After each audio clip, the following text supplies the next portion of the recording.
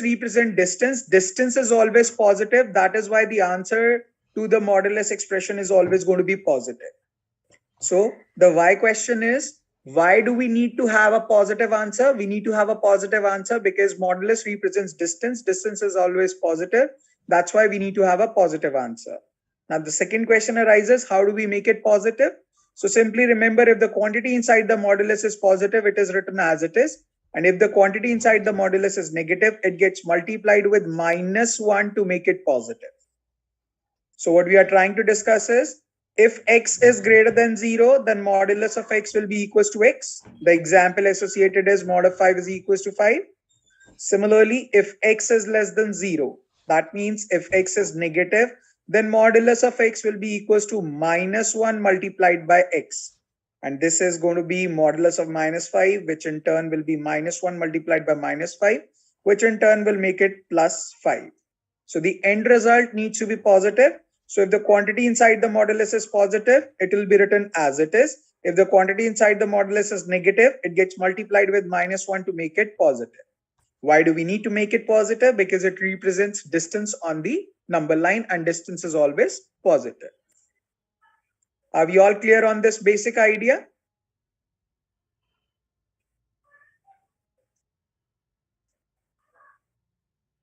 Second basic concept which you need to remember is modulus of k square. Square root of k square will always be equals to modulus of k. The point and the idea is this much simple. You cannot say that square and square root got cancelled and the value was k. It has to be mod of k.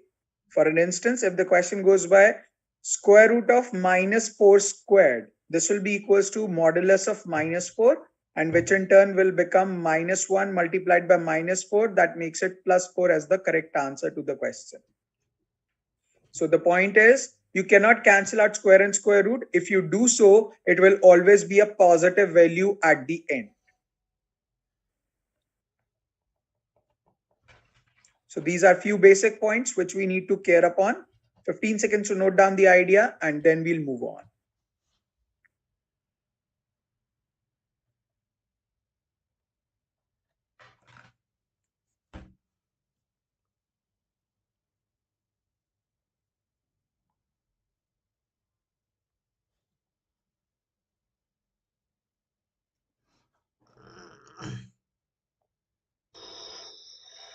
तू जिंदा है, ये कोई जिंदगी है, वक्त वे वक्त यहाँ वहाँ भटकना, मरा हुआ ही समझो. फिलोसफी खोपड़ी खोल दूंगा.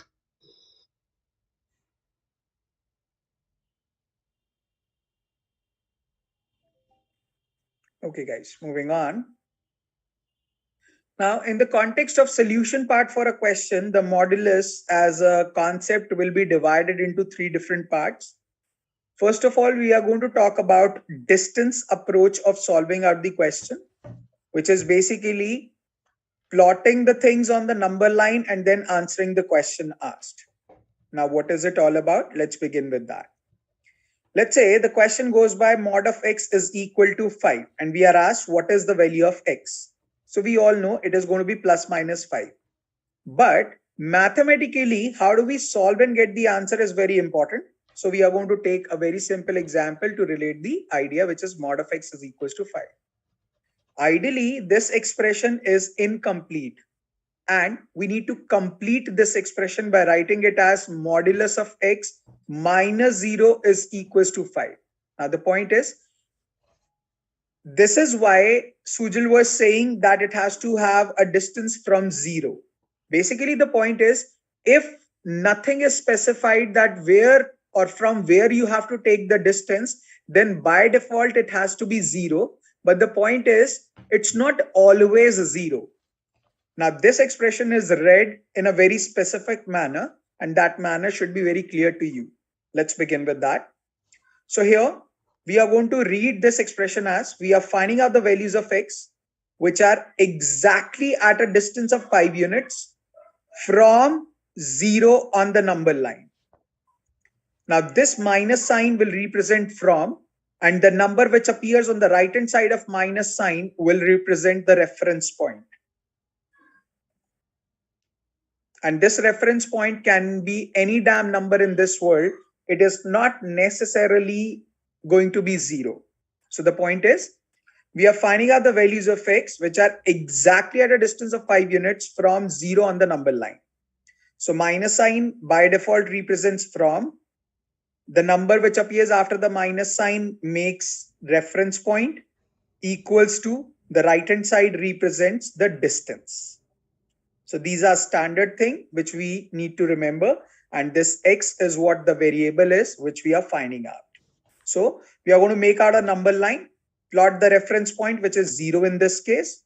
5 units away on the right will be plus 5, 5 units away on the left will be minus 5, and it is going to be plus and the minus 5 which will be the value of x. So x could be equals to plus 5 or the value of x could be equals to minus 5. Similarly, if the question would have been mod of x minus 2 is equals to 5. So we are finding out the values of x which are exactly at a distance of 5 units from 2 on the number line. So here in this question, the reference point will become 2. So first of all, 2 is the reference point. 5 units away on the right will be 7. 5 units away on the left will be minus 3.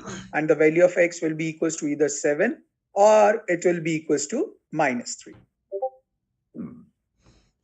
Similarly, had it been the question mod of x plus 2 is equals to 5. Now, by meaning, we have discussed that the value should have a minus sign in between the variable x and the reference point. But in this question, we do not have that minus sign. If we do not have that minus sign, then we need to create that minus sign by making this expression as mod of x minus of minus 2 is equals to 5. And we are going to read it this way. We are finding out the values of x which are exactly at a distance of 5 units from minus 2 on the number line. So here is the number line. Reference point in this question will be minus 2. 5 units away on the right hand side will be plus 3. 5 units away on the left hand side will be minus 7. And the value of x will be equals to 3 or the value of x will be equals to minus 7. And these are going to be the answers to the question.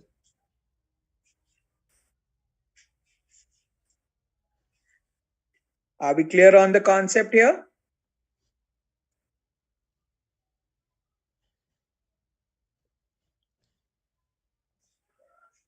Awesome. Two things to notice out here. Firstly, we are plotting up the reference point, which is always going to be the midpoint of the two extreme values. And secondly, if you look at the question, you will always encounter that the coefficient of x is 1 and the right hand side is a number. If the coefficient of x is 1 and the right hand side is numbered, then it is very easy to apply the distance approach. This is going to be the basic ground level which you need to remember. So if the coefficient of x is 1 and the right hand side is a number, you can solve the question simply by applying distance approach. 15 seconds to note down the idea and then we'll move on.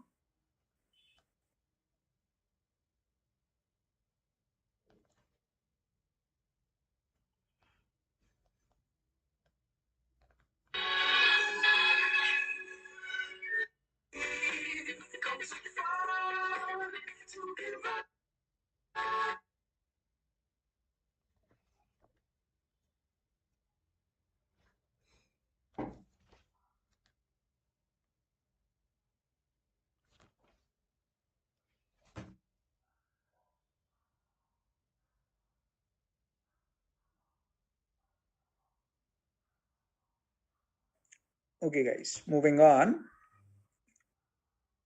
Now, if this similar sort of question comes with inequalities, then what has to be done? So let's say the question goes by mod of x is greater than 5. So first of all, we are going to write it in the generic form, that is mod of x minus 0 is greater than 5. We are going to read it this way. We are finding out the values of x which are at a distance of more than 5 units from 0 on the number line. So first of all, we are going to make out a number line. Reference point is 0. 5 units away on the right will be plus 5. 5 units away on the left will be minus 5. But now I want the distance to be greater than 5 units. So any value which is greater than 5 or any value which is lesser than minus 5 will have a distance of more than 5 units from 0 on the number line. You can actually check by taking up a number. So if you take up a number greater than 5, let's say 8. So the distance of 8 from 0 will definitely be greater than distance of 5 from 0.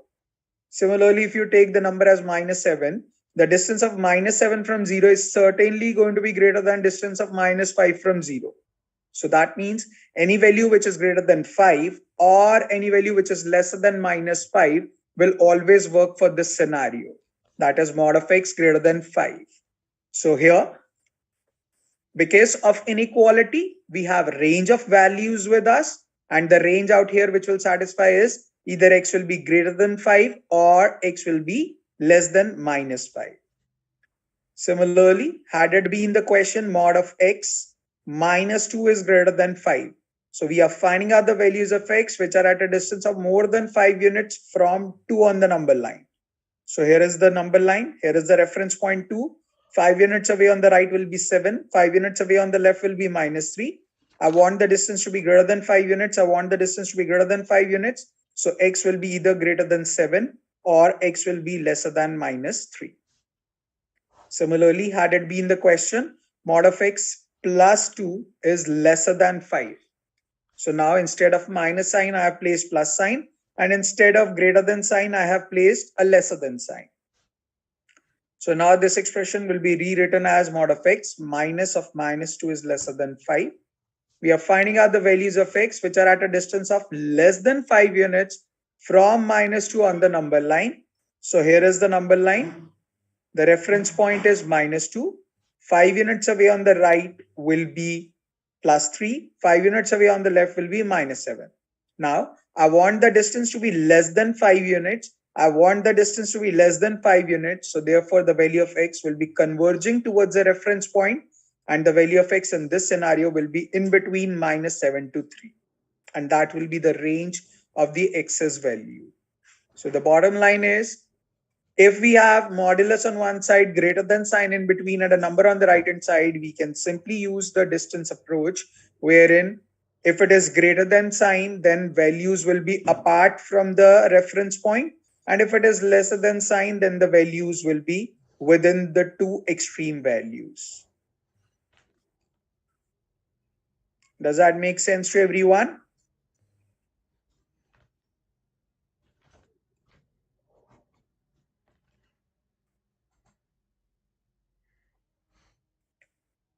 Awesome then. 15 seconds to note down the idea and then we'll move on.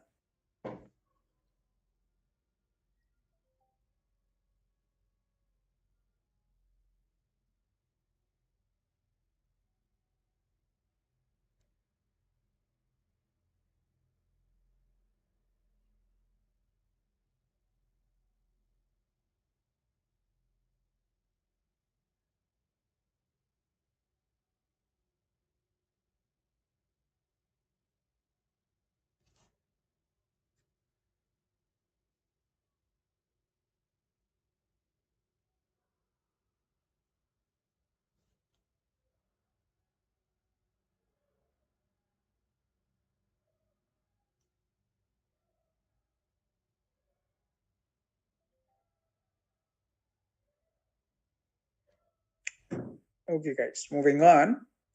Now, this was about distance approach. Again, I'm informing you one fact that we had modulus on one side. The coefficient of x was 1. Whether it is about equality or inequality in between, we had a number on the right hand side. Now, this was about distance approach, which is the simplest form of solving out the question and gets you onto the answer very quickly. Now, let's say, just a second, guys.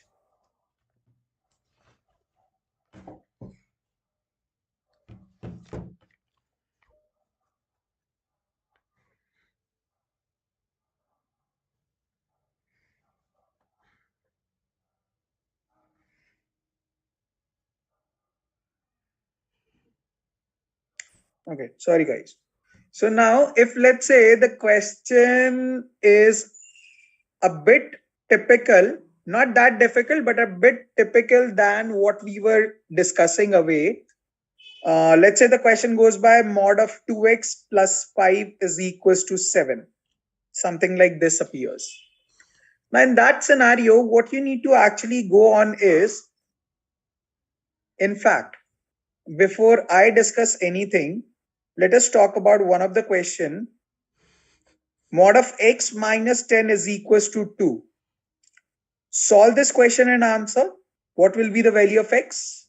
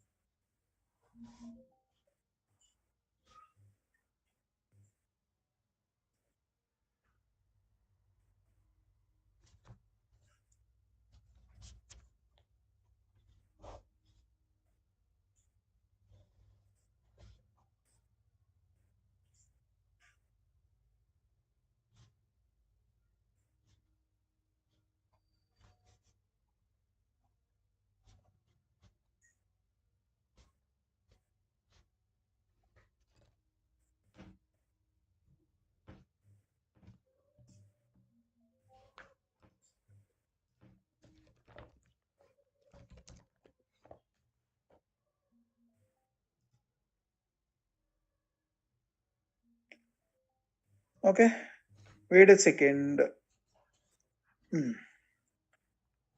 Now, I'm not specifying the names, but eventually, I think you are overthinking on the concept. It's equals to sign, so you cannot have range as the answer. Secondly, and most importantly, most of you have said that the answer is either 8 or 12. Can you have two answers which are both positive for an expression of modulus?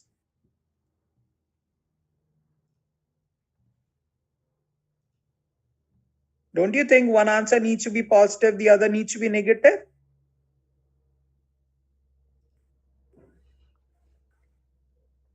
Or is it okay to have two positive answers?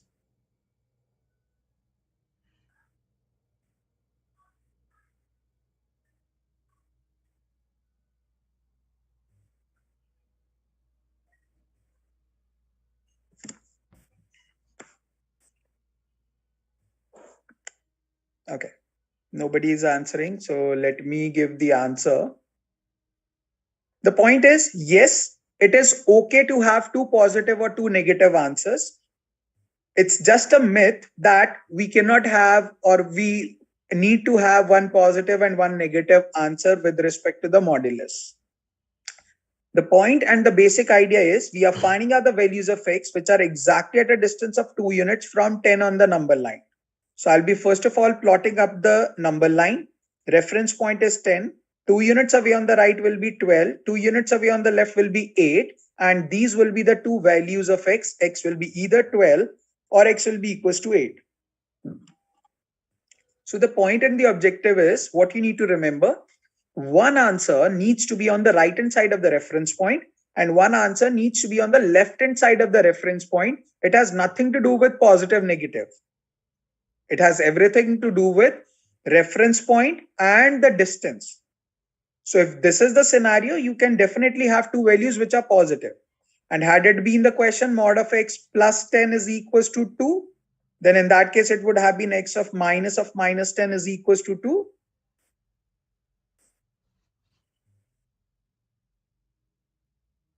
And in this scenario, the reference point would have been minus 10. 2 units towards the right would have been minus 8. 2 units to the left would have been minus 12.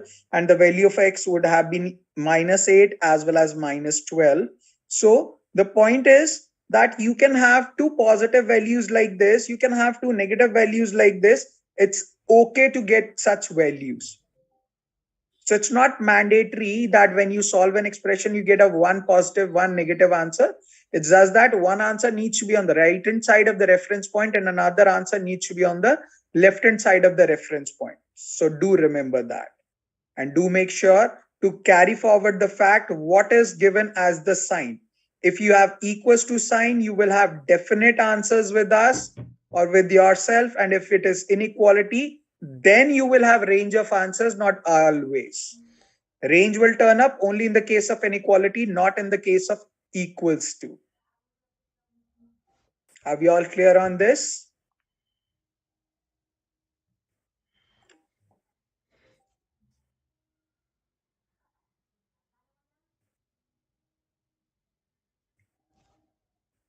Awesome.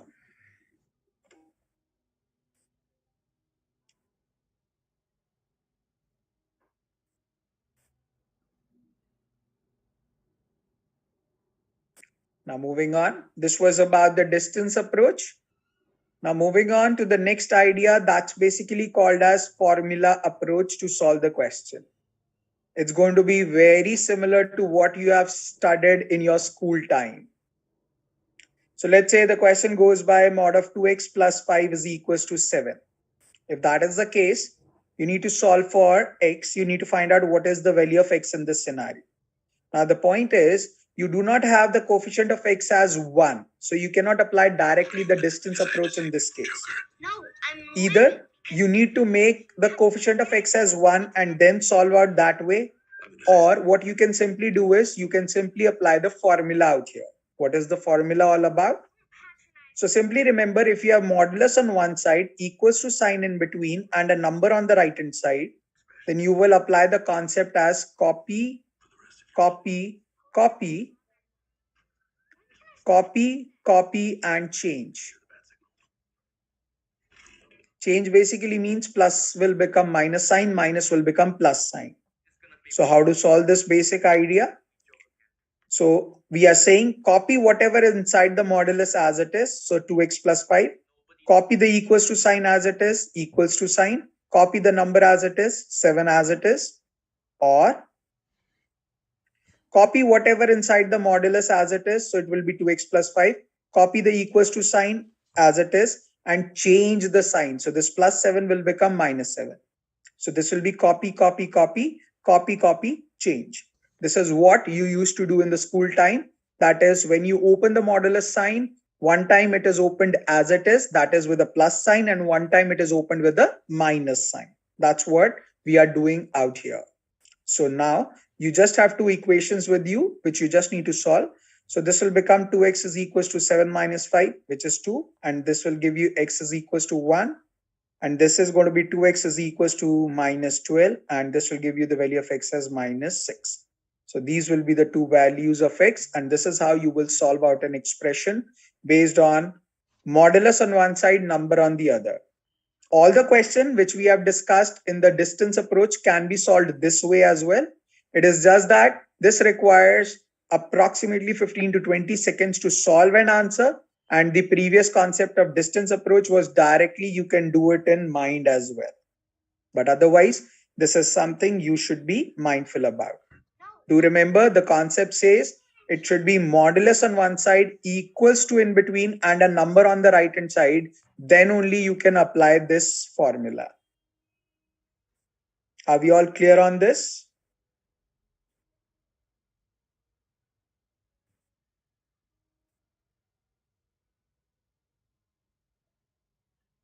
Awesome then. 15 seconds to note down the idea completely and then we'll move on.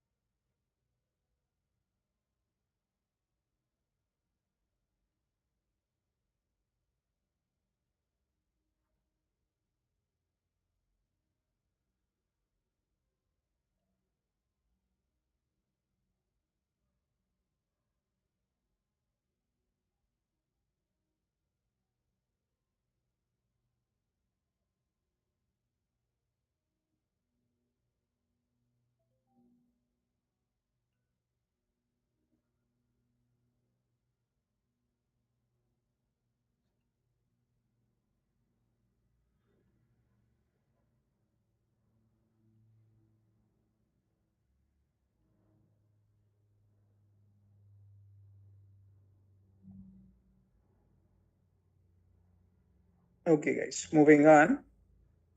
Now, in the similar context of formula approach,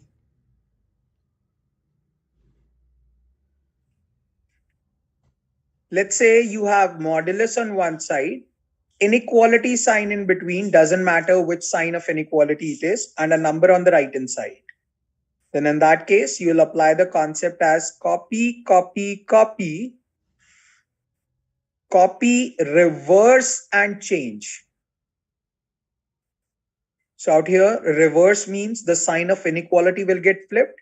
Change means plus will become minus, minus will become plus. Let's take the same example. Modulus of 2x plus 5 is greater than 7. So out here, copy whatever is inside the modulus as it is. So that will be 2x plus 5. Copy the sign as it is, greater than sign. Copy the number as it is, 7. Or copy whatever inside the modulus as it is, 2x plus 5. Reverse the sign. So this greater than sign will become lesser than, and this plus 7 will become minus 7. Now we have two inequalities with us, and we just need to simply solve. So this will become 2x is greater than 2, x will be greater than 1, and this will become 2x is lesser than minus 12, x will be lesser than minus 6. So on the number line, you will have 1 out here and x needs to be greater than 1, or you'll have minus 6 out here and x needs to be lesser than minus 6. X needs to be greater than 1, x needs to be lesser than minus 6, and clearly you can see you had modulus on one side, greater than sign in between, and a number on the right hand side. So values needs to be apart. So it is greater than 1 or lesser than minus 6. So the idea is simply copy, copy, copy, copy, reverse, and change. Does that make sense to everyone?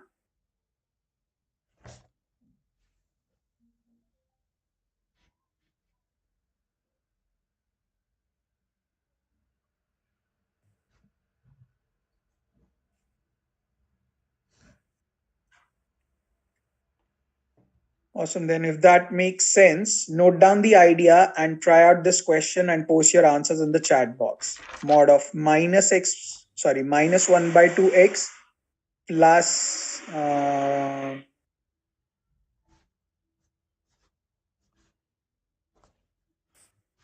plus 3 less than 10. Try out this question and post your answers in the chat box.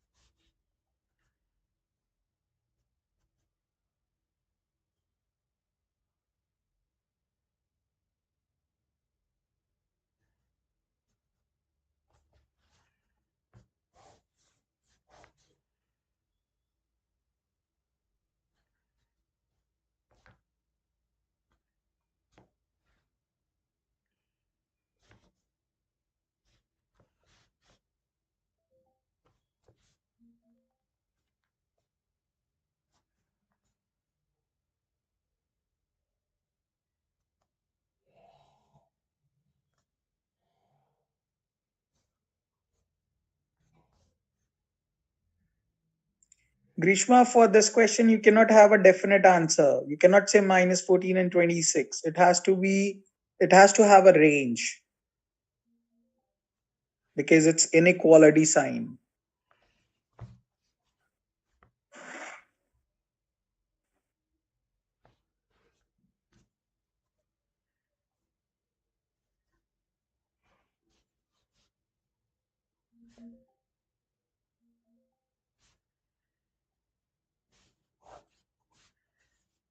Okay, let's begin with. So we'll be simply solving it this way. Copy whatever inside the modulus as it is. Copy the inequality sign, copy the number. Copy whatever is inside the modulus as it is, reverse the sign and change the sign. So this will become minus 1 by 2x is less than 10 minus 3, which is 7. 2 will get multiplied, will make it minus 1x is less than 14. And when you multiply both the sides with minus 1, x will turn out to be greater than minus 14. When we multiply with a negative constant, the sign of inequality gets reversed. Similarly, out here on the right hand side, this will become minus 1 by 2x is greater than minus 10 minus 3. That will make it minus 13. So this will become minus 1 by 2x. Sorry, 2 will be taken to the other side. So that will make it minus 1x is greater than minus 26. If you multiply both the sides with minus 1, x will turn out to be lesser than 26. So out here on the number line, x needs to be greater than minus 14 and x needs to be lesser than 26. So the value of x will be in between minus 14 and 26. That will be the answer out here.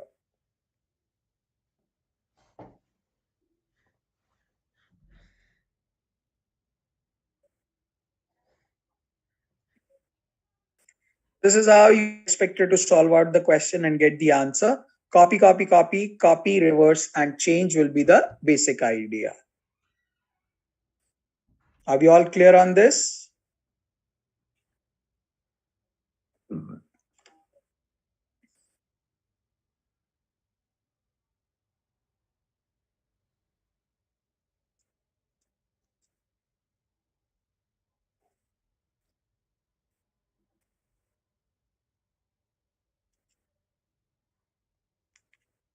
Great then. 15 seconds and then we'll move on.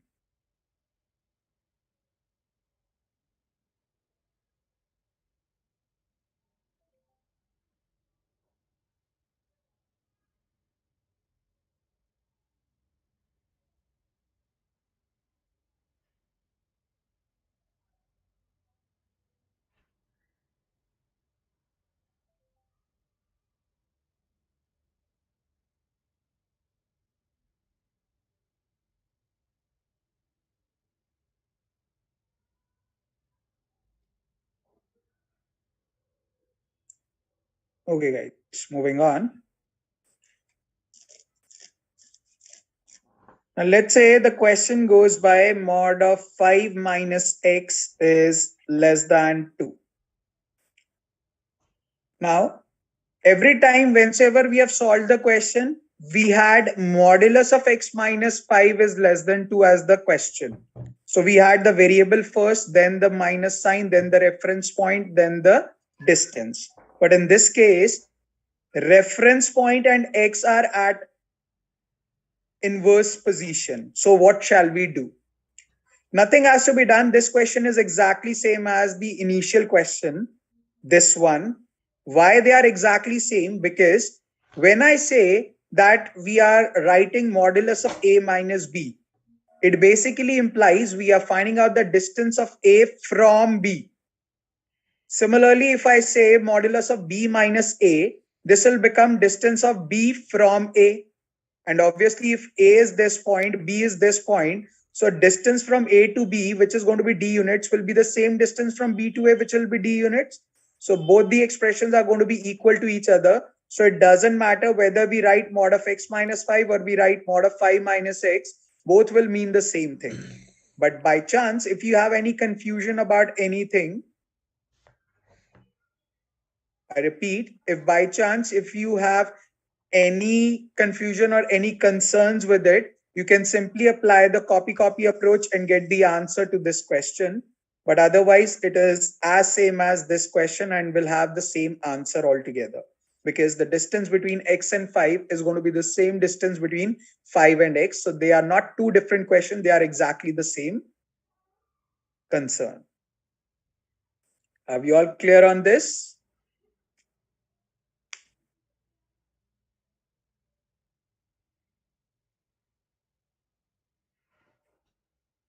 Awesome. 15 seconds to note down the idea and then we'll move on.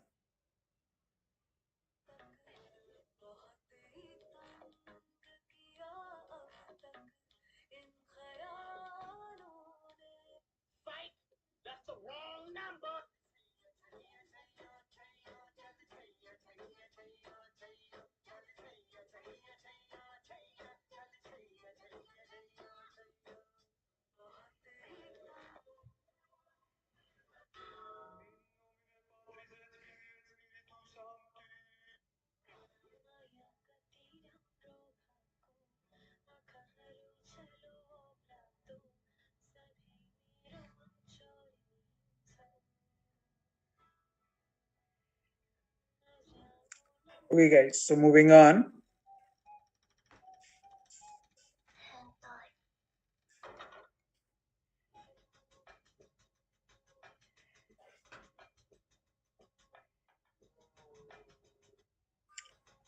Yeah. Now try out this question and post your answers in the chat box, as well as please be prepared. I'm going to discuss the concept as well. I mean to say, I'm going to ask the procedure as well. How have you solved this question? So please, you need to open your mic and speak.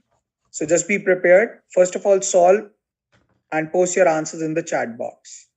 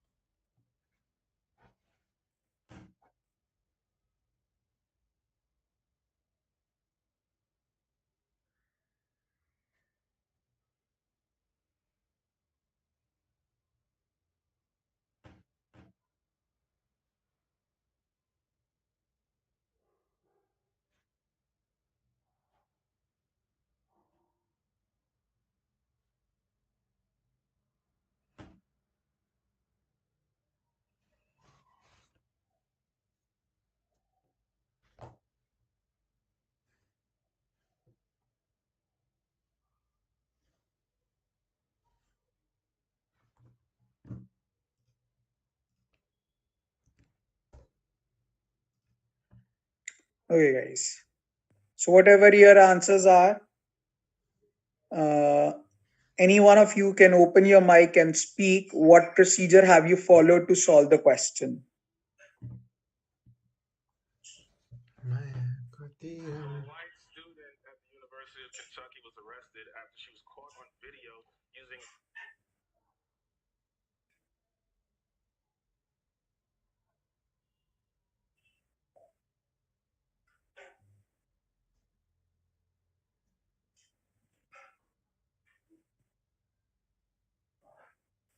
Now you're saying BAD. On what grounds you are saying so?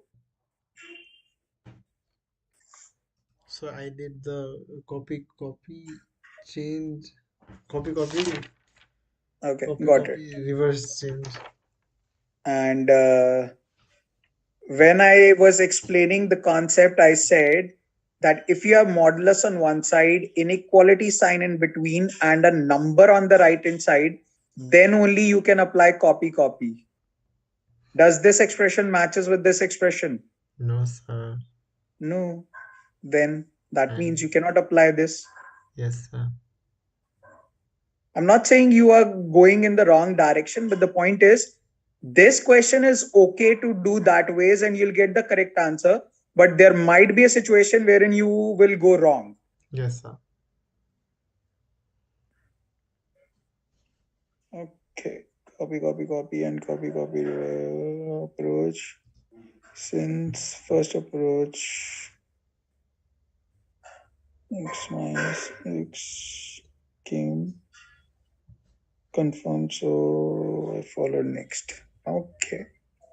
So basically, My point is still the same. You should be avoiding copy approach in this context, because this question is not following the fact that we have number on the right hand side.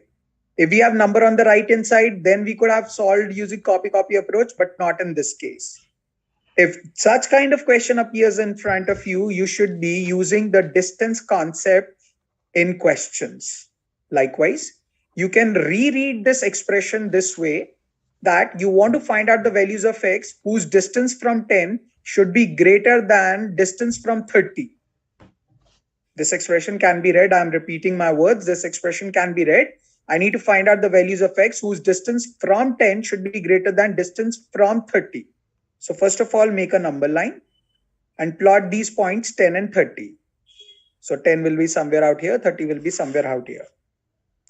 Now in this particular case, first of all, go and stand on a point which is equidistant from 10 and 30. So the point which will be equidistant from 10 and 30 will be 20. So now place yourself on the number 20 and look at the question once again. It says, we need to find out the values of x whose distance from 10 should be greater than distance from 30. So I want the distance of 10, I want the distance from 10 should be greater than compared with 30. So in this scenario, shall I move towards 10 or away from 10? If I want the distance from 10 to be greater, shall I move towards 10 or away from 10? Away from. Perfect. Away from 10. So that means I'll be making out the mark on the right hand side of 20, and we will conclude the fact that the answer for this expression will be x is greater than 20. So the conclusion for this expression will become this answer. So whether this is written or this is written now, it's the same thing. The answer for this expression will become x is greater than 20. So quantity A was x and quantity B was 20. So we got to know that the value of x is greater than 20. So this is greater than 20 to be compared with 20. So obviously the number which is greater than 20 will always be greater, and the answer to the question will become A.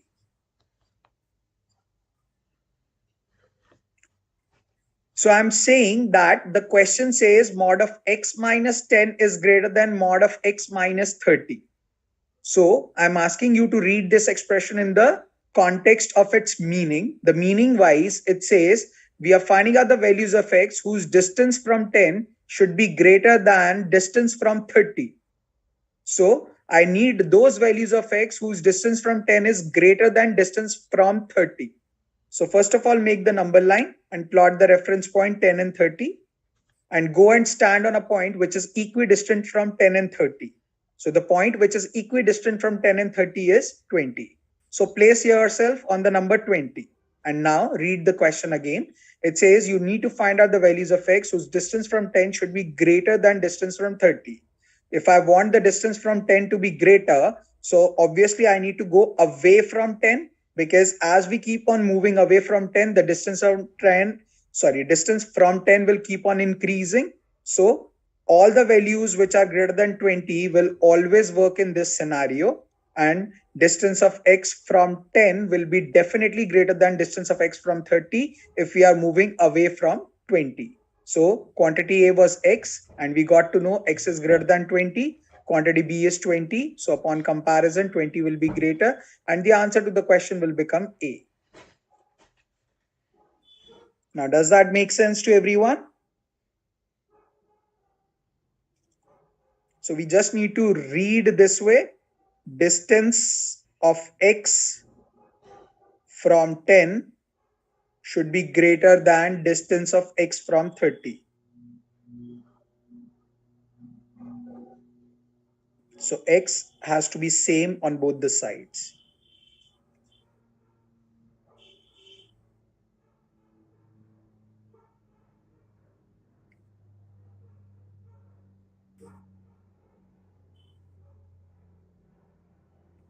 So Srijan, you asked me to repeat the concept. Are you now clear about the question?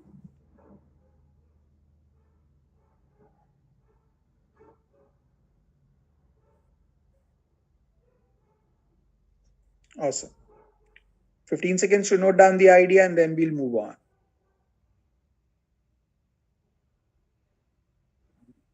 Sir नमस्ते। नमस्ते जी, बताओ। Sir जो आपने बोला ना sir, x greater than means x minus 10 means x minus 10 greater than x minus 30 is question. Yes sir. Yes. And means we the values lie the midpoint values that lies between the 10 and 30 is 20. Yes sir. Right.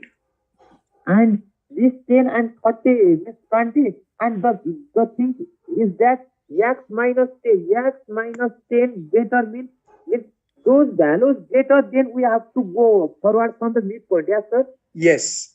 So you are not using the word distance. You need to Yes. use the word distance because modulus has been placed on both the sides.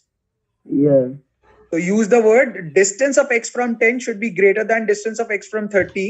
That's what I have written down. This statement is important. And one thing I want to ask you is that if the question here is given x plus 10, then we have to do it different way. Yes sir. If it is x plus 10 greater than x plus 30? Yeah, in the first thing. Is that what you are asking? Yes. If the sign is different, means in one side plus 10, in another side suppose minus 30, sort of way. If the question asking sort of way. So also conceptually it will remain same. So if you are saying mod of x minus 10 is greater than mod of x plus 30, so I'll be writing it as mod of x minus 10 greater than mod of x minus of minus 30. So number will be 10 and minus 30. Oh, sorry. 10 and minus 30. And now I'll go and stand on the midpoint of these two, and the midpoint of these two will be what? Minus 15 minus 10 means 15, 14, 20. Oh, 20 or 10? 10, Minus 10. Minus 10. Right? So now I want the distance of x from 10 to be greater than distance of x from minus 30. So if I want the distance from 10 to be greater, I need to move on to this side, and the value of x will turn out to be less than minus 10.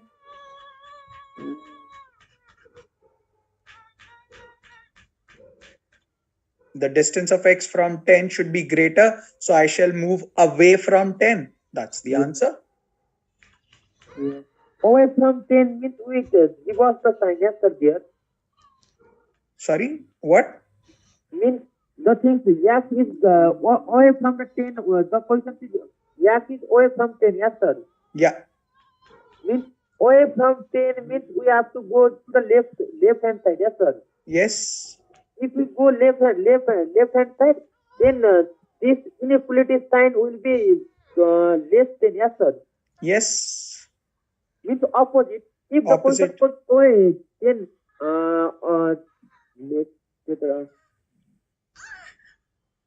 if this would have been the question, I would have placed 10. I would have placed minus 30. The midpoint would have been minus 10. I want the distance of x from 10 to be lesser than distance of x from 30. Oh, sorry, minus 30. So I will be moving towards 10. X will become greater than minus 10.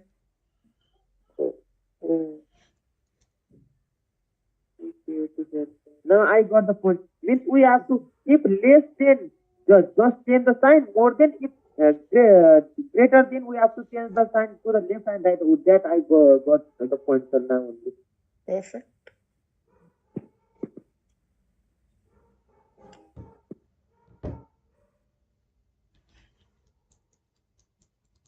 Okay, moving on.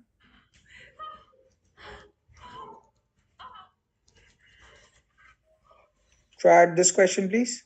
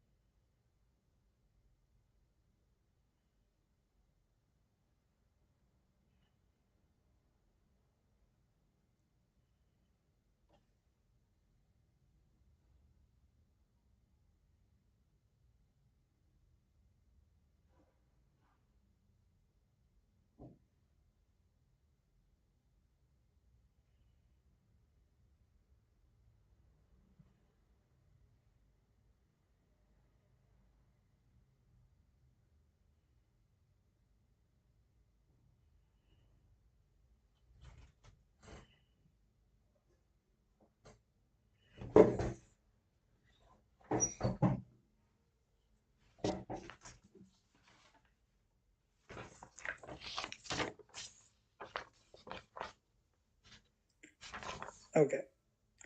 Now, in this particular question, if you see, you will analyze the fact that even if after solving this correctly, marking the answer was a question mark in your mind, it's not that easy to mark the correct answer choice in this question. By the way, these answer choices are square check boxes, so it's going to be a multiple choice question with more than one correct answer. So it might be the situation that you have more than one correct answer for this question. But first of all, let us solve out the question and get the range for x's values. So the question is mod of x by mod of minus x by 3 plus 1 is less than 2. So copy whatever inside the modulus as it is, copy the inequality sign, copy the number, or copy whatever is inside the modulus as it is, reverse the sign and change the sign. So this will become minus x by 3 is less than 1, minus x is less than 3, x will be greater than minus 3, and this will become minus x by 3 is greater than minus 3. This will become minus x is greater than minus 9. And finally, it will become x is less than 9. So the value of x we got is greater than minus 3, but less than 9. So the common range of values will be in between minus 3 to 9. Now he's asking which of the following must be true. That means which of the choices justifies all the values in this range. That's my question. Now first option says x is greater than 0.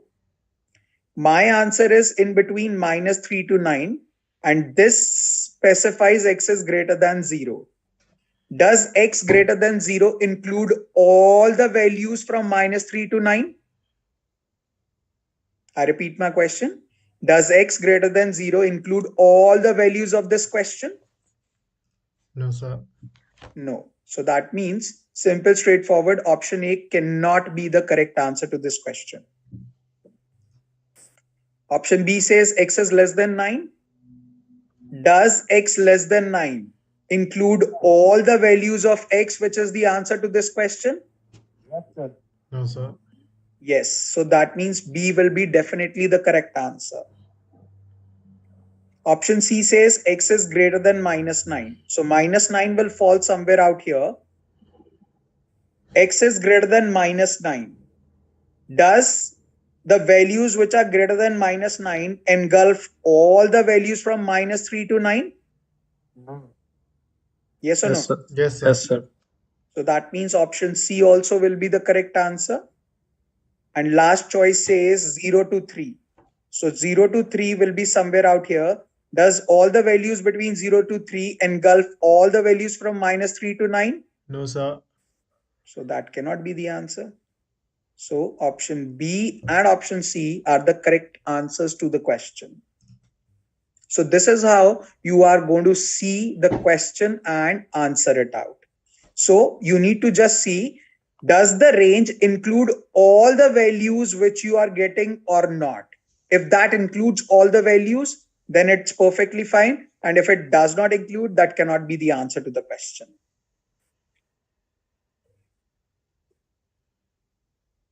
Are we clear about the procedure of answering this question?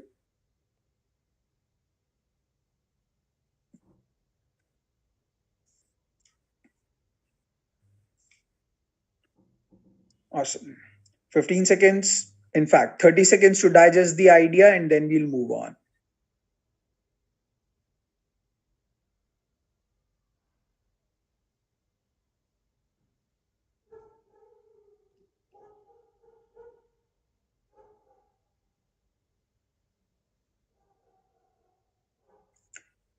Ipsa, even if it would have been could be, then in that case,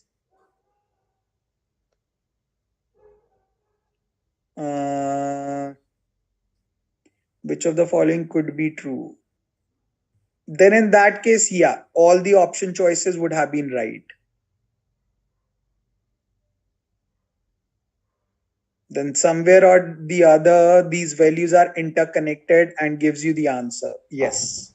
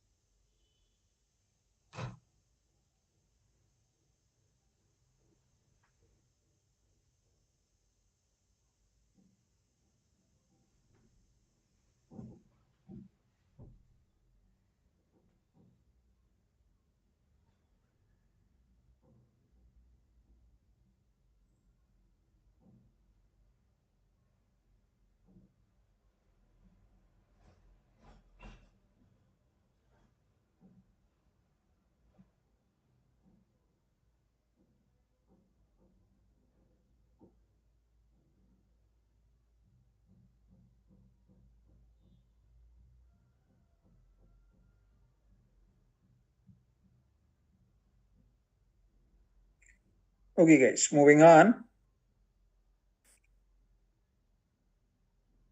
Quickly try out this question, please.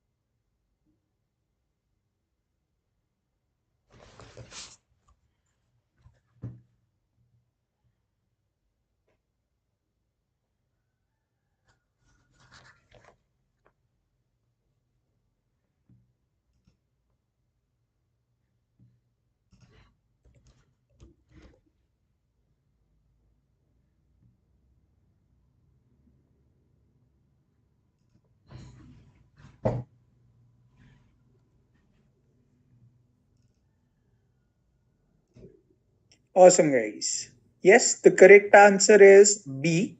Let us go by the meaning out here. It says n is a number which lies between m and minus m. So there could be a situation m is here, minus m is here, and n lies between somewhere here. Or it could also be the situation that m lies here, minus m will then lie here, and n will fall somewhere here. But unfortunately, we do not know 0 falls on the right of n or left of n. So 0 could be here, 0 could be here, n could also be 0.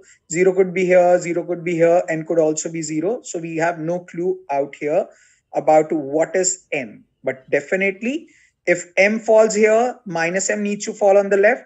If minus m falls here, m needs to fall on the left. The point is, we don't know whether m is positive or negative, so we can't justify minus m will be positive or negative. It could be the situation that m is a negative number, likewise minus 5. If that is the case, then minus of minus 5 will lie on the right hand side, that's for sure. Now, do we get to know m is positive? Question mark. We have no clue m is positive or negative. Do we definitely know mod of n is greater than or equals to 0? Yes, because by meaning modulus of any expression is always greater than or equals to 0. It can never go negative. And minus n is less than 0. Again, a question mark. We have no clue about it.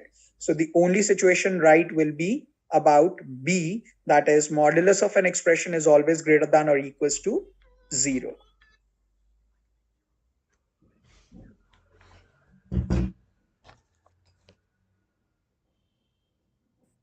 So guys, are we all clear about this question?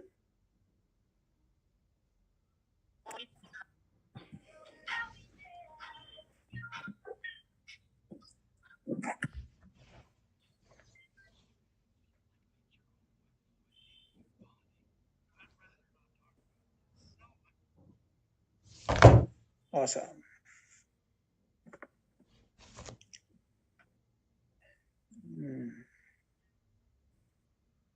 Moving on to the next one.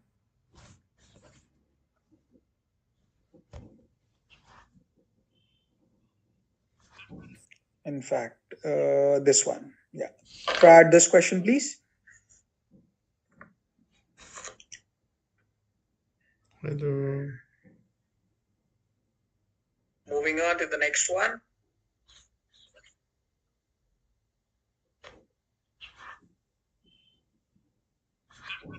In fact, this one. Yeah. Try out this question, please. Hello.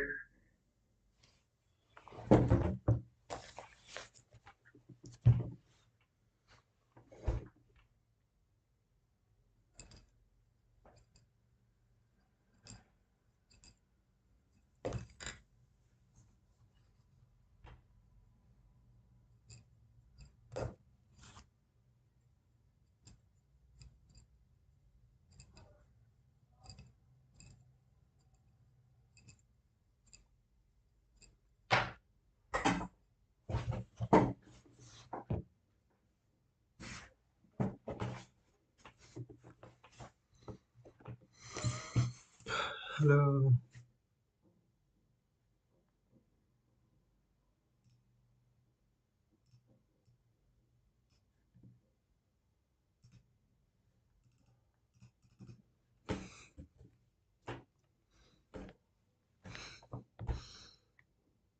Hello, hello. Moving on to the next one. Hello, hello, hello.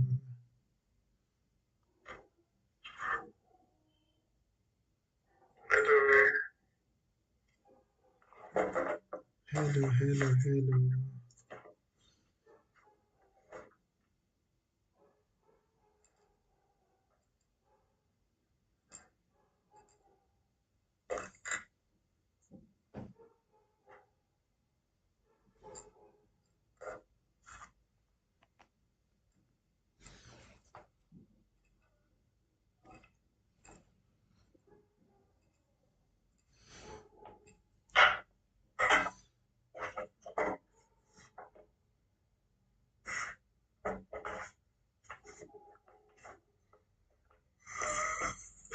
Hello.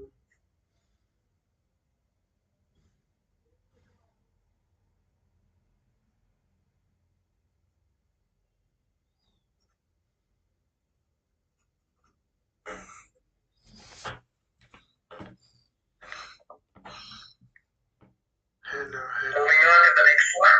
Hello, hello, hello. I've gotten only one answer, but I'll give you one more minute to solve out this question. This question is very simple. So don't overthink. Just try it out and then we'll discuss at length. Hello, hello, hello.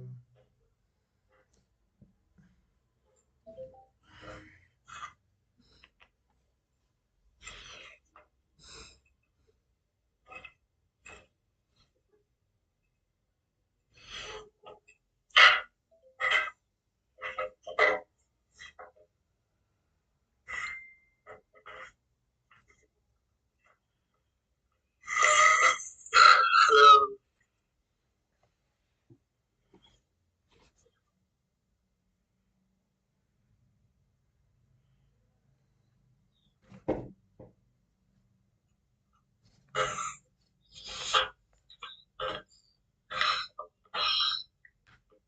Hello, hello. Okay, guys, let's begin with. So question says x is greater than x square, or you can say x square is less than x. If x square is less than x, that implies the value of x needs to be in between 0 to 1. So if the value of x is in between 0 to 1, we are given y is equals to 3 minus modulus of x minus 2. So the value of x could be in between 0 to 1, 0.1 till 0.9. So that's the maximum and the minimum limit. So just plug in 0.1 and 0.9 and see what will be the answer. So the value of y will be in between that. So if you take up 0.1, so this will become 0.1 minus 2. So 0.1 minus 2 will make out 3 minus modulus of minus 1.9. And that makes out y is equals to 3 minus 1.9. 3 minus 1.9 will be 1.1. And then if you take the value of x as 0.9, so it will be 3 minus 0.9 minus 2. So that give you y is equals to 3 minus 1.1 with a minus sign. So that makes it y is equals to 3 minus 1.1. 3 minus 1.1 will be 1.9. So the value of y will be in between 1.1 to 1.9, and the quantity b is 2. So definitely this is going to be in between, I would say 1 to 2. And this is exactly 2. So if this is in between 1 to 2, 2 will always be greater. So automatically the answer to the question will become B. That's the answer. You could have taken 0 and 1 also. Then also you would have gotten the answer as 1 to 2. But I took decimals to justify the fact that it will be in between 1.1 to 1.9. It cannot exceed that. So there is no confusion that it might be equals to 2. It can never be equals to 2, and 2 will always be greater. So the answer to the question will become B. Does this question make sense to everyone?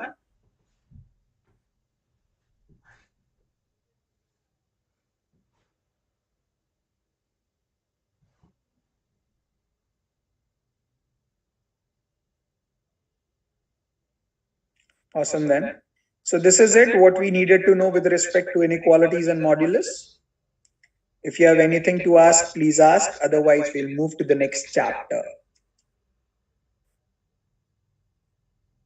Excuse me, sir. Yes, In this question, can we have done like this? Like in quantity A, instead of writing y, we could have written 3 minus mod x minus 2, and 3 minus 2 is equals to 1, and then we can compare like mod x minus 2 with 1. Could we have done like that? Yeah, can do that. No problem in that. Okay, sir.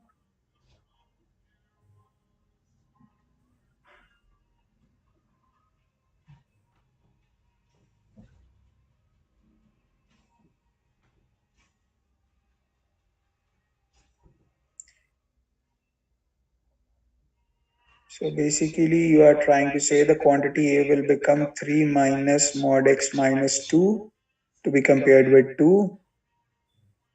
So you are taking this 1 mod x minus 2. Then after that also you will plug in x is in between 0 to 1, na?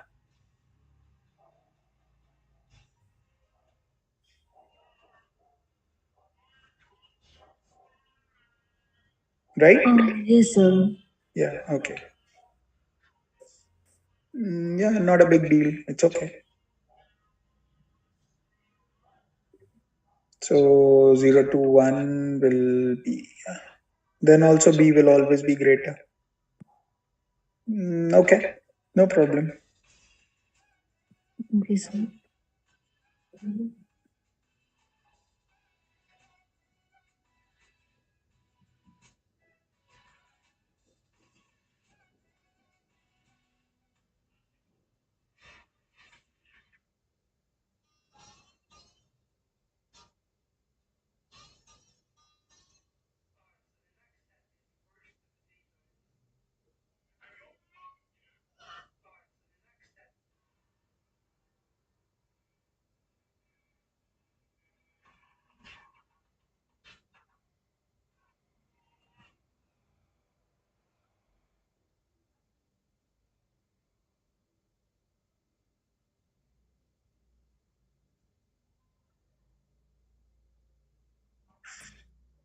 Okay, guys.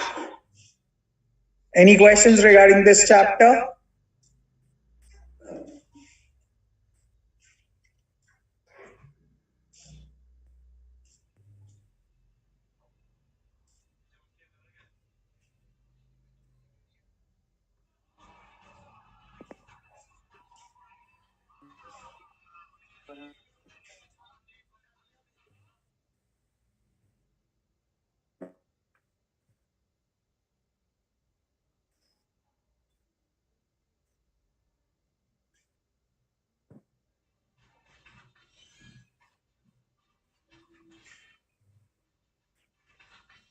Great then.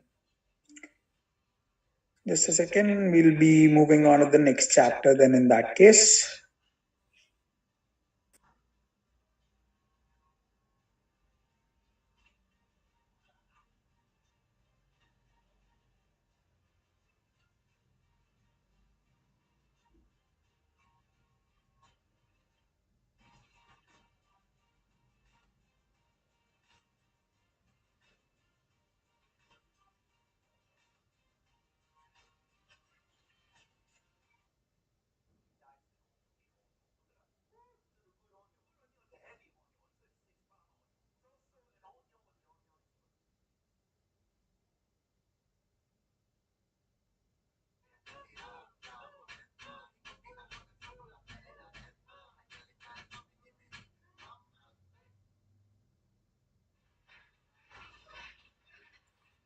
Okay, guys, let's begin with.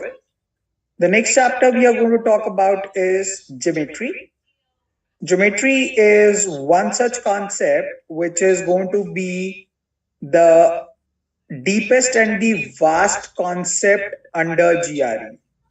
This is something which will include everything what you have studied in your school time. So anything, everything what you have studied in your school time can be tested out here, except for one or two ideas, which is not the part out here. So this is something we will be discussing in detail, and most importantly, here also we'll be dealing the class as the class we did for numbers, wherein we'll first discuss a concept, then a question based on it, then concept, then question, concept, and then question, concept, and then question. There are certain things which I will like to recommend out here, which you should be following. First of all, in the book itself, we have a very nice theory written for this particular chapter. So you are expected to read the theory part at least 3 times. You need to read the theory part from the book at least 3 times. So this is from the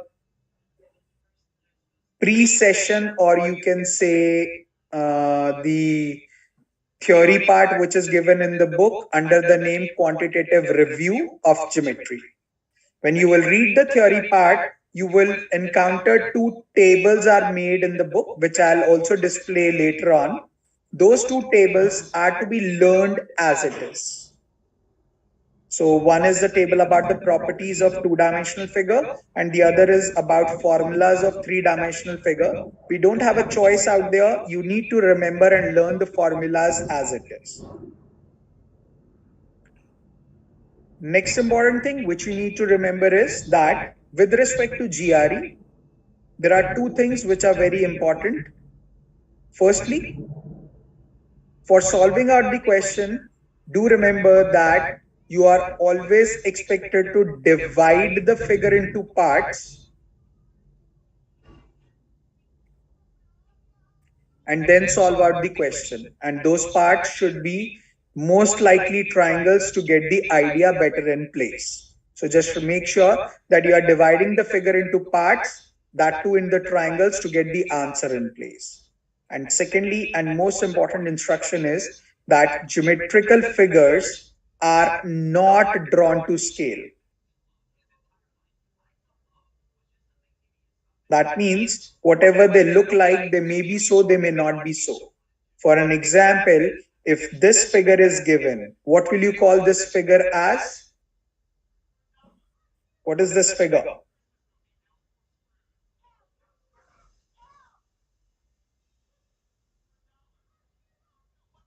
Just now I said the geometrical figures are not drawn to scale. That means what they are looking like, they may be so, they may not be so. So it is looking like a square, but we have no clue about it, whether it is a square or not. So it will be just a quadrilateral. A 4-sided closed figure is a quadrilateral, that's it. So we can't be specific about being a square. Now, let's say we are given that 4 sides of this quadrilateral are equal. So it will become a, I'm so sorry, it will still not be a square, it will be just a rhombus. We need to be very clear about the properties. All 4 sides equal implies rhombus, not a square, because we are still unknown about the angles being 90 degrees.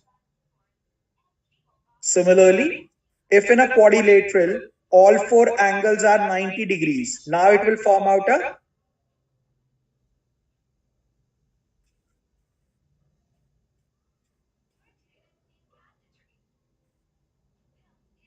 all 4 angles are 90 degree, it will form out a, you can't say rectangle or a square, it has to be just a rectangle.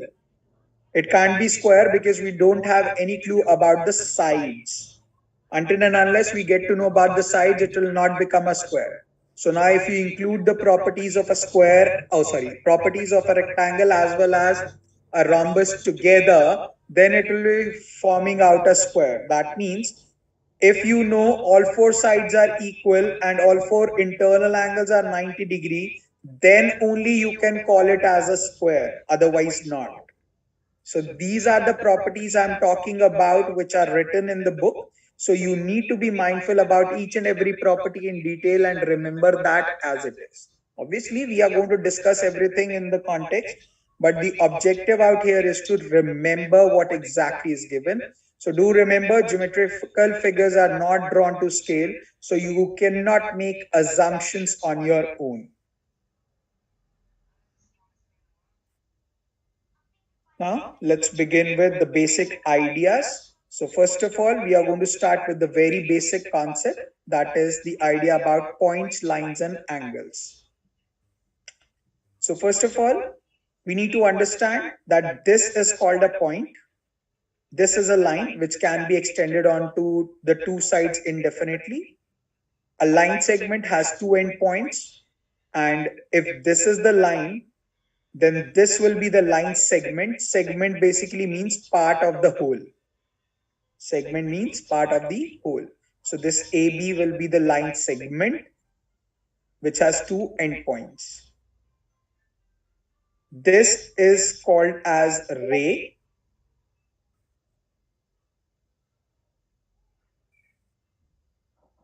which basically means it has one endpoint and this can be extended onto the other side indefinitely. And when two of the rays are intersected at a point, then it forms out an angle, wherein this is basically known as an acute angle. Acute angle is the one which is in between 0 to 90. This is called a right angle, wherein the angle is exactly 90 degree. And if the angle is greater than 90 but less than 180, then it is called as obtuse angle. And this is called as straight angle, which is of 180 degrees.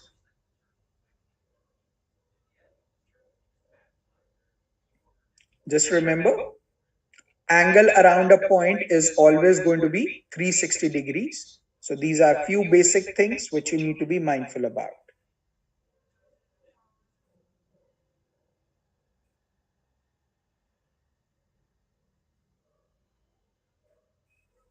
I think it's time for break as well. So let's take our break and then we'll resume the class and start over with the conceptual aspect of geometry. So let's have a break for about 15 minutes here and then we'll resume the class. Enjoy your dinner. See you guys in exactly 15 minutes from now.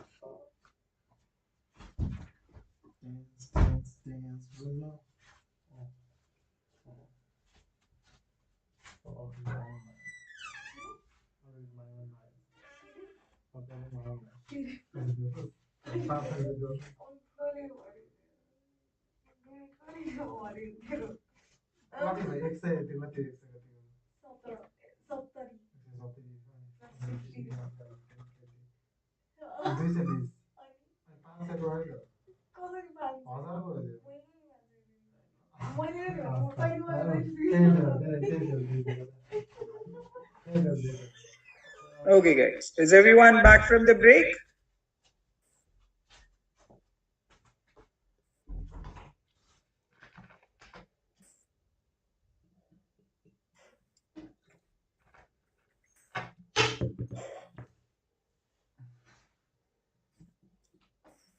Awesome. So let's roll out about the concept of geometry.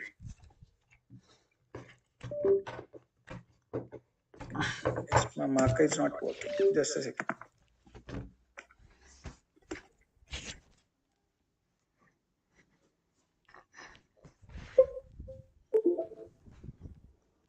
Okay.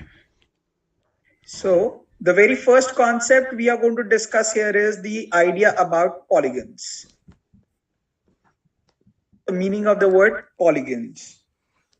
Polygon is a word in English language is made up of two words. One is poly and the other is guns. Poly means many, guns means sides. So a many-sided closed figure is basically known as polygon. And mathematically, we can say poly means n number of, which means many again. And this n should be greater than 2, because with one side or two sides, you cannot have a closed figure. If you need to have a closed figure, you need to have at least three sides for that figure. And where three-sided closed figure is actually known as triangle. Similarly, a four-sided closed figure is a quadrilateral, five-sided is pentagon, six-sided is hexagon, seven-sided is heptagon, eight-sided is octagon, nine-sided is nonagon, 10-sided is decagon. Now, whether you know these names or not doesn't really make any difference in GRE, but what matters a lot is you should have in-depth knowledge about triangles, which we are going to focus on today, a bit of the knowledge about quadrilaterals, a very few things about regular hexagon and octagon. Now, I use the word regular. So what's a regular polygon? So simply remember a polygon wherein all sides are equal and at the same time all angles are also equal, then that polygon is called a regular polygon. So in this context, with respect to triangle, only equilateral triangle is a regular polygon. In case of quadrilateral, only square is a regular polygon. And with the rest of the figures, we use the word regular alongside. So regular pentagon, regular hexagon, regular octagon, and so forth. So regular polygon is a polygon in which all sides are equal and at the same time all angles are also equal. So that's the basic meaning which we need to know. Now, moving on, let us talk about few of the points from the formula sheet. So first of all, what is the sum of exterior angles of any n-sided polygon? So that is standard. It will always be 360 degrees. And sum of interior angles of any n-sided polygons will always be the standard formula, that is n minus 2 multiplied by 180, where n represents the number of sides of the figure.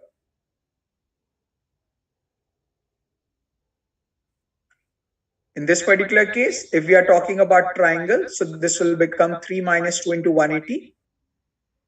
That makes it 1 into 180. And we all know this fact that sum of internal angles of a triangle is 180 degrees. Similarly, had it been a quadrilateral, it would have been 4 minus 2 into 180, which will be 2 into 180, which will be 360 degree. And we all know this fact, sum of internal angles of a quadrilateral is 360 degree.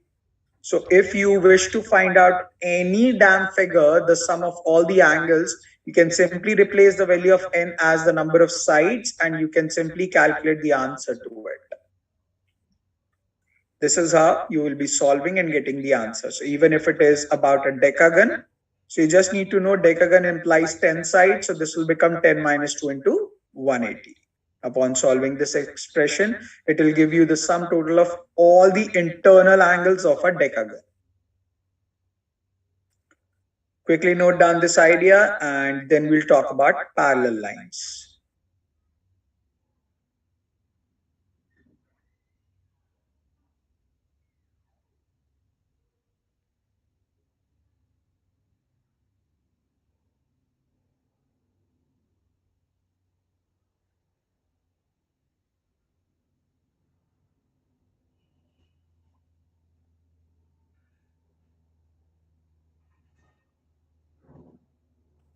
Okay guys, moving on. Now talking about parallel lines. So let's say this line is parallel to this line and the line which is intersecting these two lines will be called as a transversal. So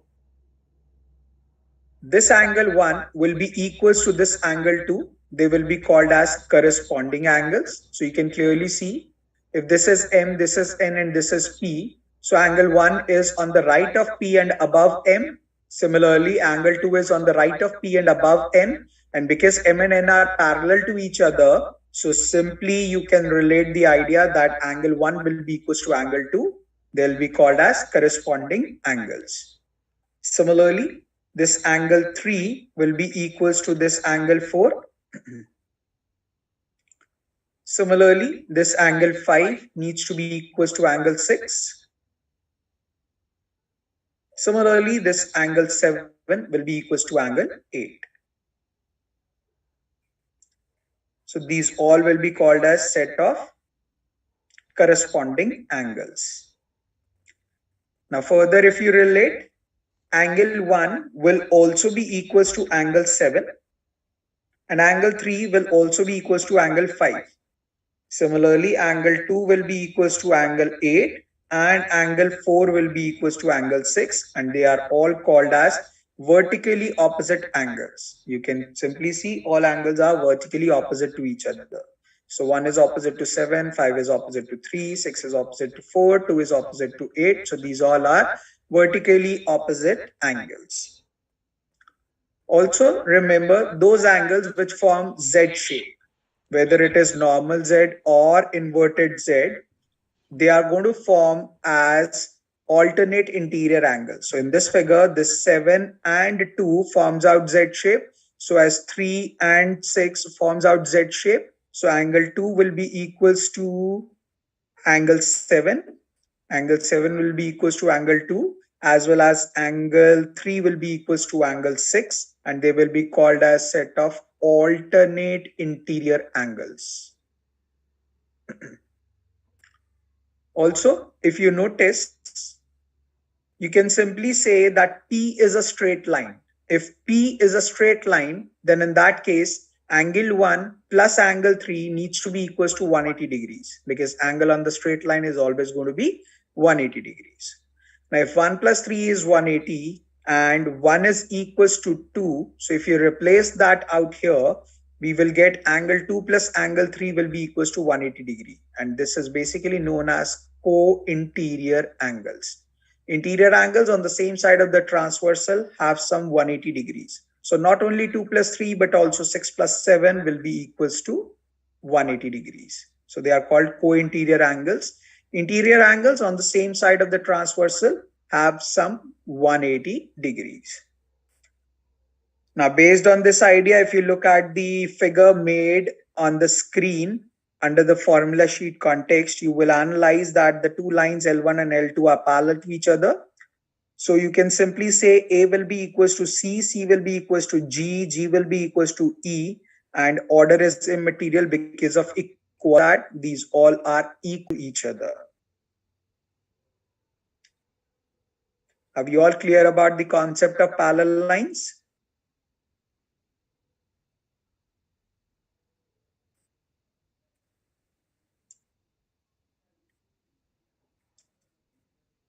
Awesome. 15 seconds to note down the idea and then we'll move on.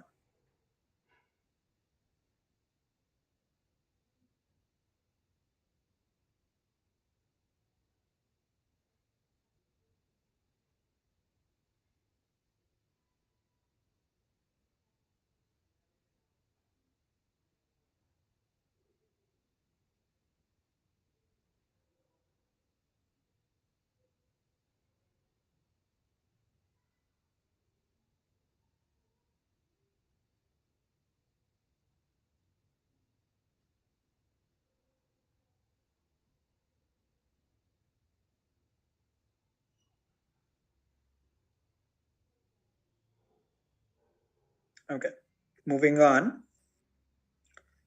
Now, the next step for GRE with respect to geometry is that you should also have a good set of visualization in the question. Approximately every time you will be given the figure, but if by chance you are not given with the figure, then you need to create the figure so that you get the answer correct. You can't assume the things. For an instance, if you look at point number 74 out here, it says lines A, B, C lie in the same plane. A is perpendicular to B. So let's say A is this line, B is this line. So A is perpendicular to B and B is perpendicular to C. So B is perpendicular to C. So what relationship will A and C hold? A and C will be parallel to each other, and that's how you will answer. You cannot say that A is perpendicular to B and B is perpendicular to C, so A will be perpendicular to C. No, you have to make out the figure, get your visualization in place, and then answer the question. It's very much important to get the relationship established in the correct manner, and for that, if figure is not given, you should be making it. Are you all clear on this?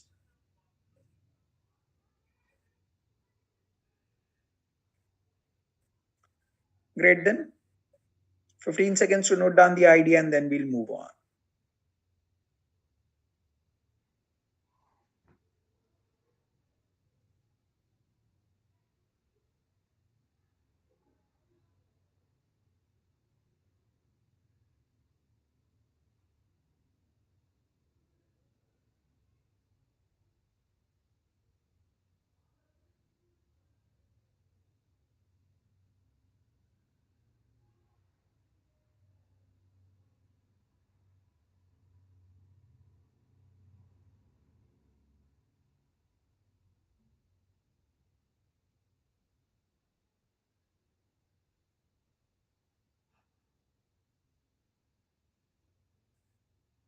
Okay, guys, moving on.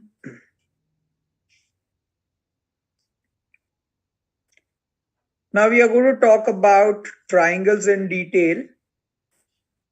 So for that,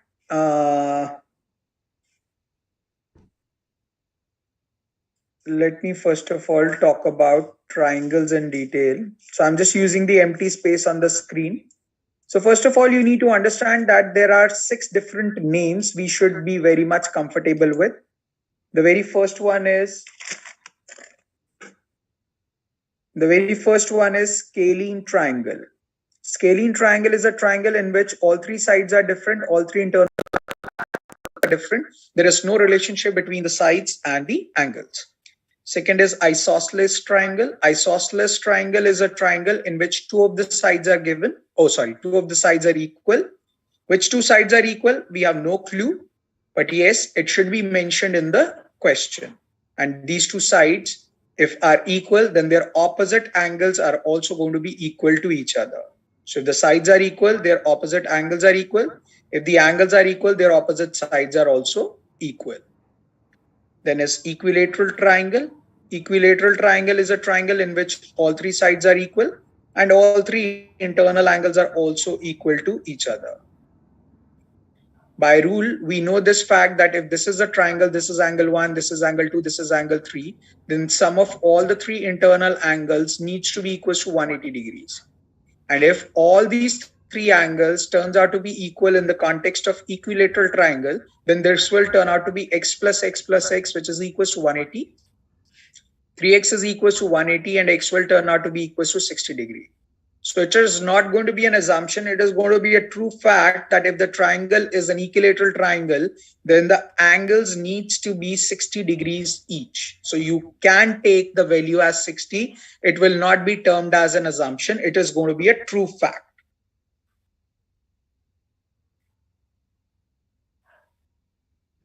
So do remember, if it is an equilateral triangle, then the angles needs to be 60 degrees each.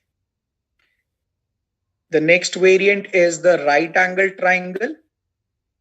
Right angle triangle is the triangle in which one of the angle is 90 degrees and rest of the 2 angles will also have sum as 90 degrees. This is called as base, this is called as perpendicular, and the side opposite to 90 degree is termed as hypotenuse, and the relationship between the 3 sides is basically termed as Pythagoras theorem, which is basically base square plus perpendicular square is equals to hypotenuse square.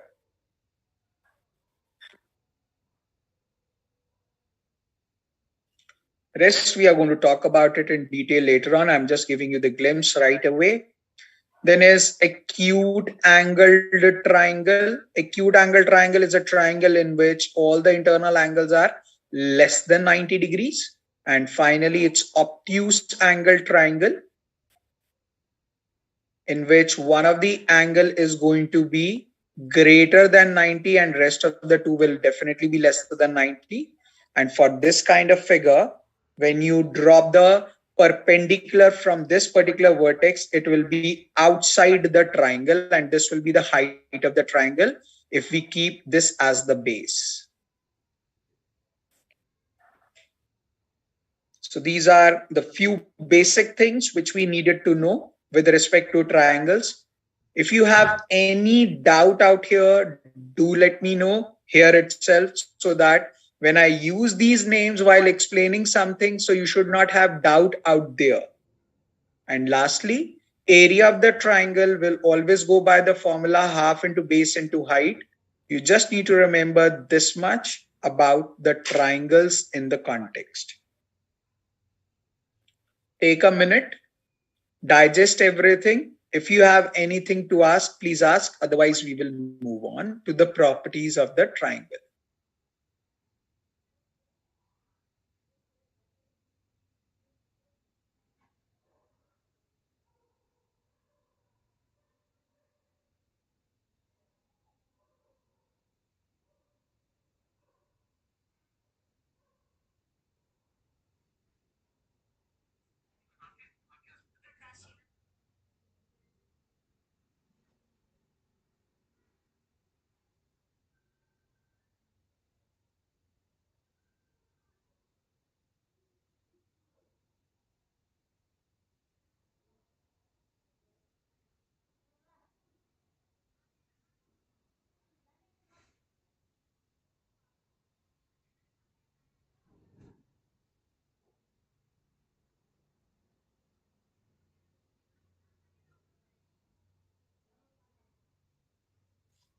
Okay. So I was saying, if it is the case about an isosceles triangle, so I was saying that if we consider ABC to be an isosceles triangle, in which we are given that AB is equals to AC. So if the sides are equal, then their opposite angles, that is angle C, will be equals to angle B. So if AB is equals to AC, then the angle opposite to AB is C should be equals to angle opposite to AC, which is B. So if the sides are equal, angles will be equal. If the angles are equal, then the sides will also be equal to each other. So these two things goes hand in hand with respect to isosceles triangle. Now, does that make sense?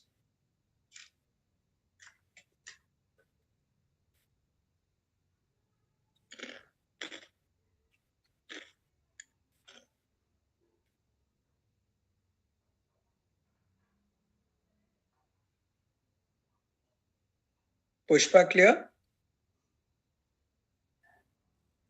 Sir, I wanted to explain the whole concept which you explained in last slide.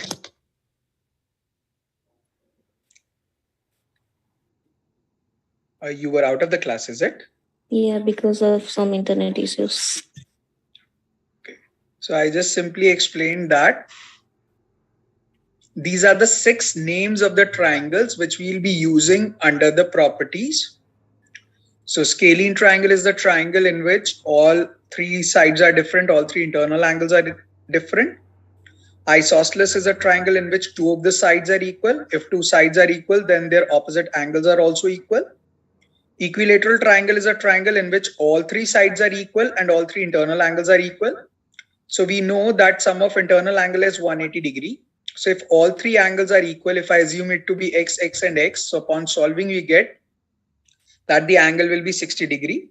So I said it's not going to be an assumption, it's going to be a true fact that all the internal angles of an equilateral triangle is always going to be 60 degrees. So you can take it as by default.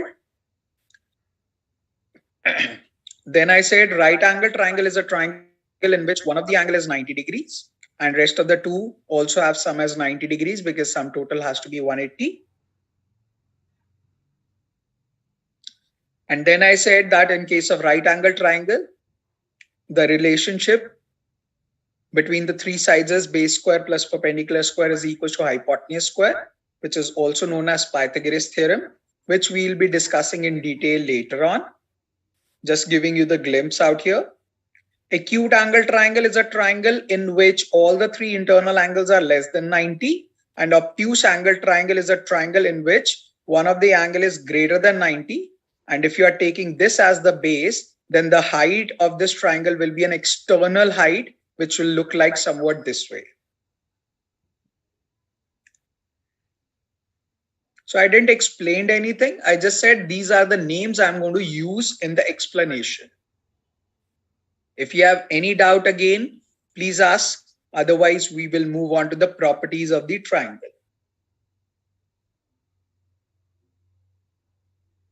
And please post in the chat box whether you have any doubt or not.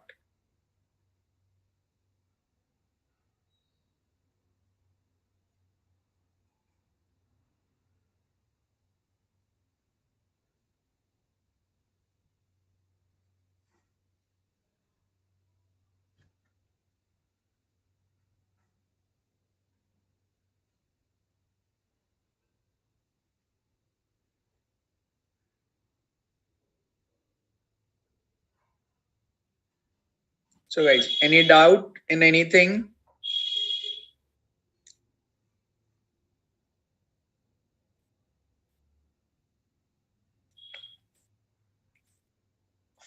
Awesome then. Let's begin with the properties of the triangles then.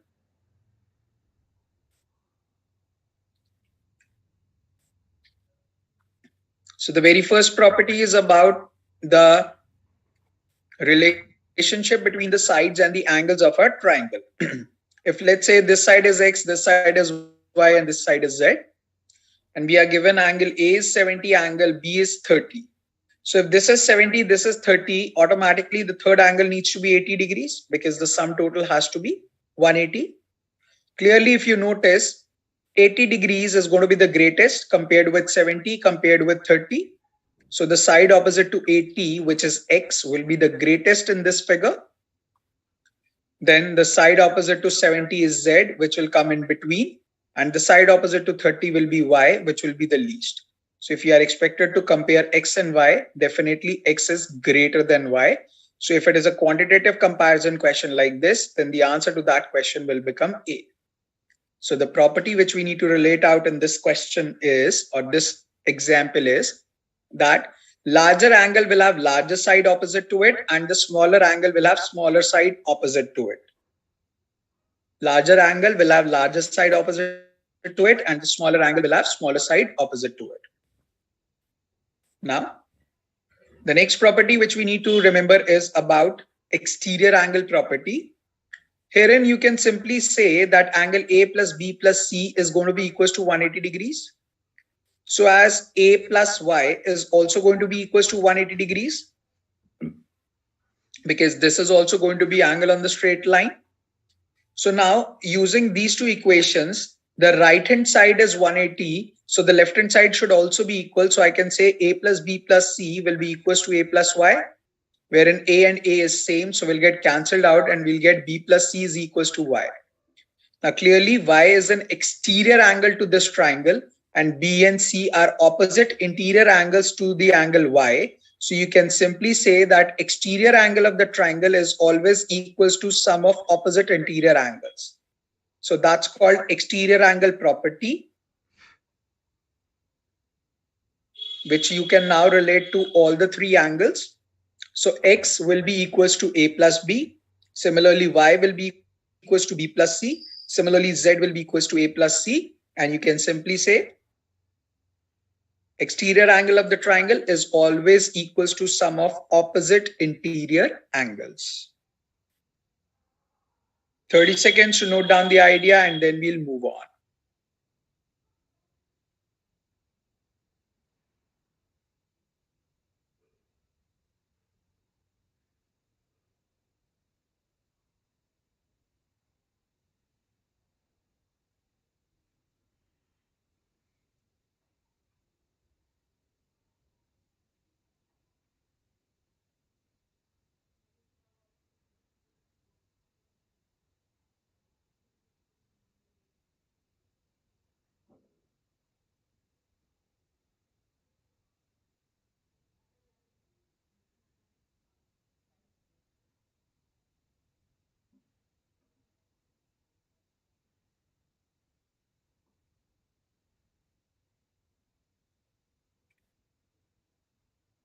Okay, guys, moving on to the next idea.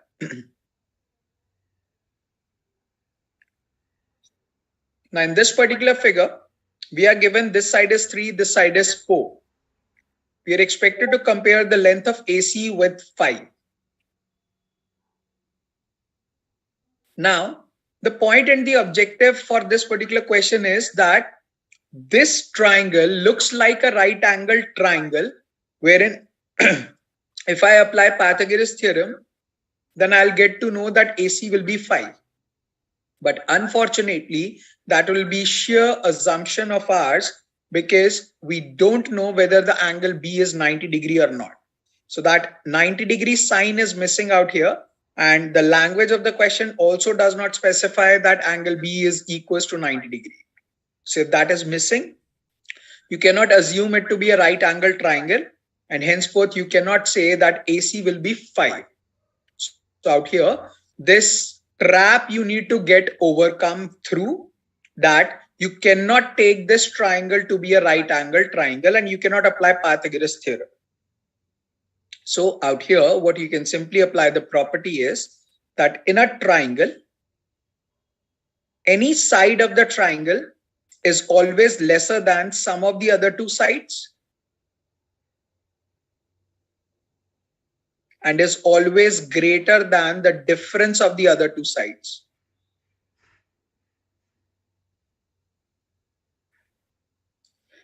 Now that any side can be taken as the third side of the triangle So according to this figure, AC will be something lesser than sum of the other two sides, which is going to be 4 plus 3, and lesser than their difference, which is 4 minus 3. So the value of AC can be anything in between 1 to 7.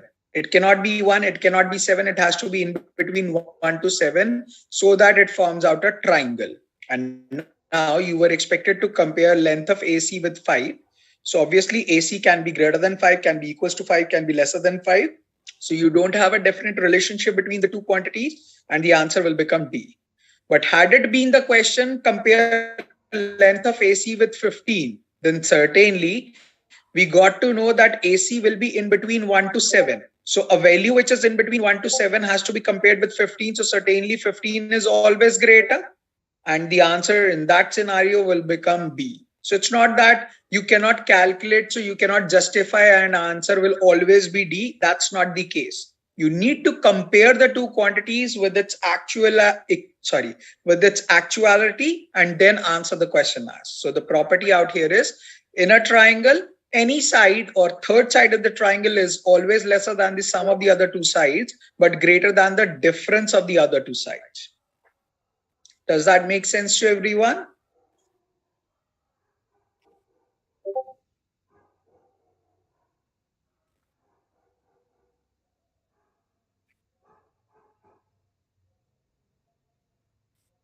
Great, then 30 seconds to note down the idea and then we'll move on.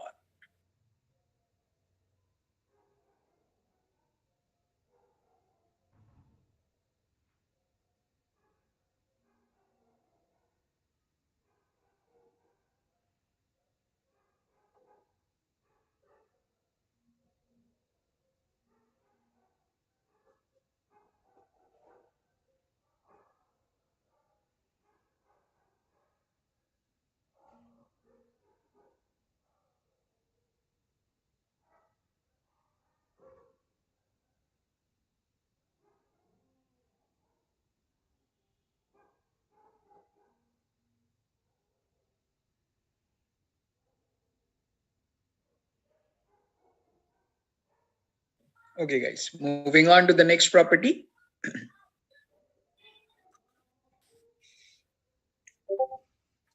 Now, the next property is about, we are given a triangle. We need to compare the area of the triangle with 6 and 6.5.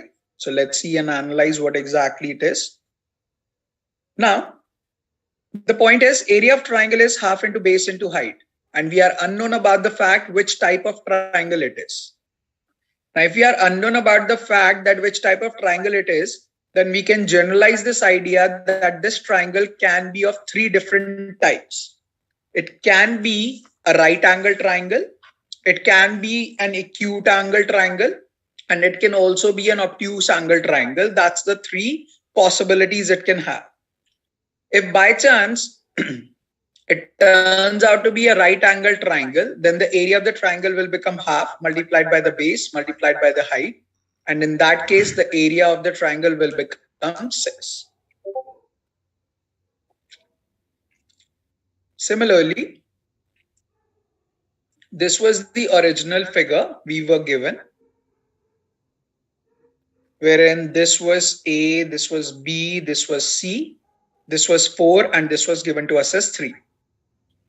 Now, the point is, we are saying that if it turns out to be a right angle triangle, then the area will be 6 square units. But if it by chance turns out to be an acute angle triangle, then the look and feel of the figure would have been somewhat this way, wherein the point A would have been somewhere out here. The base would have been 4. This side AB would have been 3. And this much would have been the height of the triangle. And now if you compare this AB out here, which was 3 in the initial figure, and this much height of the figure, then you will certainly encounter. You can clearly see that this height AB is moving towards the base, and if it is moving towards the base, then definitely the height of the triangle will decrease. And in this scenario, the area of the triangle will be half multiplied by the base, which is 4 units, multiplied by the height, which is something less than 3 units. And in this scenario, the area of the triangle will be something lesser than 6 units. Similarly, The initial figure was given this way, wherein this was 4, this was 3, this was A, this was B, this was C. It could also have been an obtuse angle triangle, and if it would have been an obtuse angle triangle, the figure, the look and feel would have been this way. If you take BC as the base, the height of the triangle would have been this much, and when compared with this much height, which is 3, this will be again something less than 3, and the area of the triangle would have been half multiplied by the base multiplied by the height, and the area of the triangle would certainly have been lesser than 6. So that means out here we are talking with respect to area. So it has to be something greater than or greater than 0. And because we are talking about area, it has to be lesser than or equals to 6. Because based on the scenario, the maximum area of the triangle can be equals to 6, which we have gotten when the angle was 90 degrees. So we can confine the property out here that for any given triangle, if two of the sides are given, the area of the triangle will be maximum when the angle between two given sides is 90 degrees. So simply remember, area of triangle will be maximum when the angle between two given sides is 90 degrees. Otherwise, it will be something lesser than that.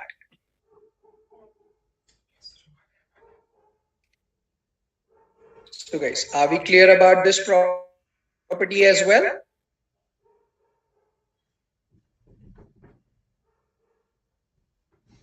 Jesus.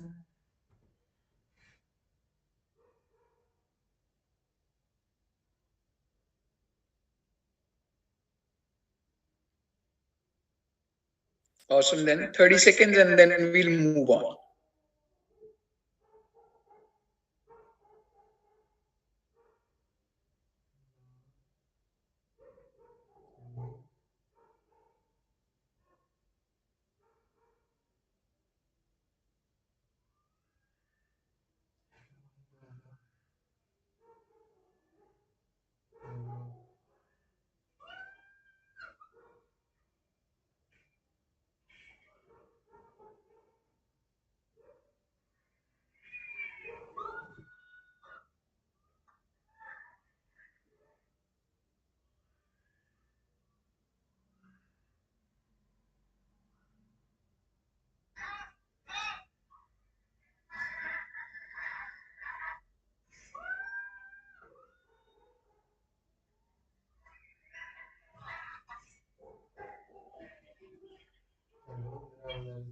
Srijan, the point is this much simple and straightforward that the area of the triangle is maximum when the angle between two given sides is 90 degrees, otherwise it will be lesser than that.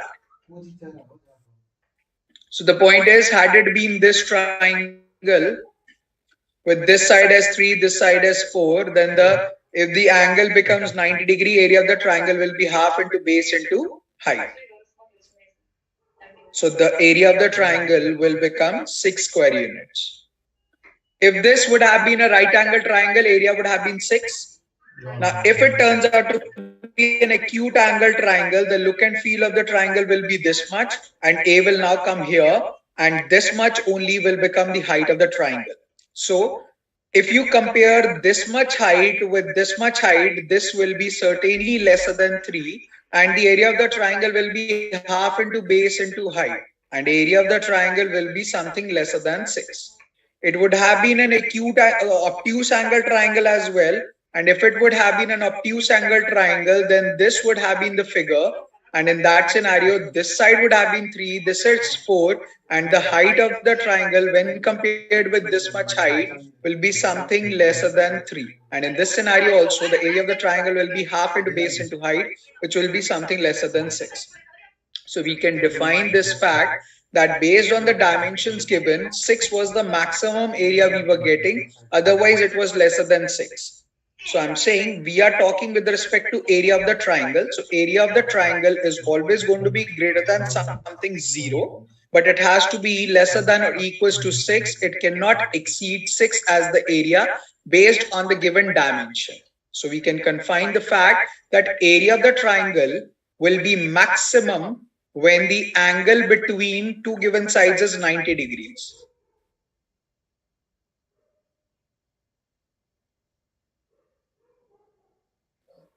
So if the angle between two given sides is 90 degree, the area of the triangle will be maximum.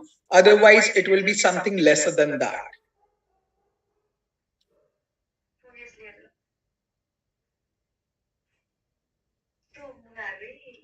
Now, are you clear about it?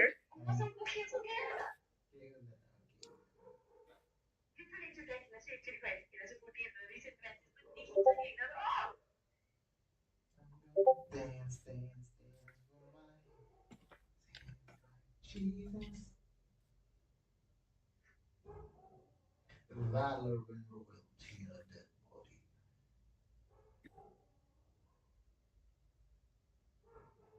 Srijan, clear? Yes, no, maybe?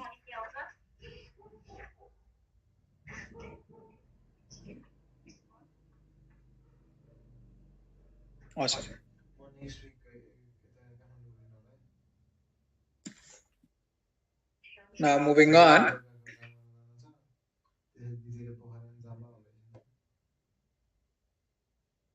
Poharan zamba. Now, the next idea is about the relationship between the sides of the triangle. So, simply remember, if it is a right angle triangle, so out here, AC is going to be the hypotenuse, this is going to be the base, this is going to be the perpendicular, and the greatest side or the length of the greatest side, which is AC square, will be equals to sum of the squares of the other two sides, that will be AB square plus BC square. So the point is, if it is a right angle triangle,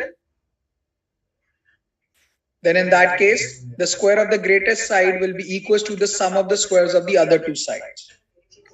Similarly, if it is an acute angled triangle, then the square of the greatest side will be lesser than the sum of the other squares of the other two sides.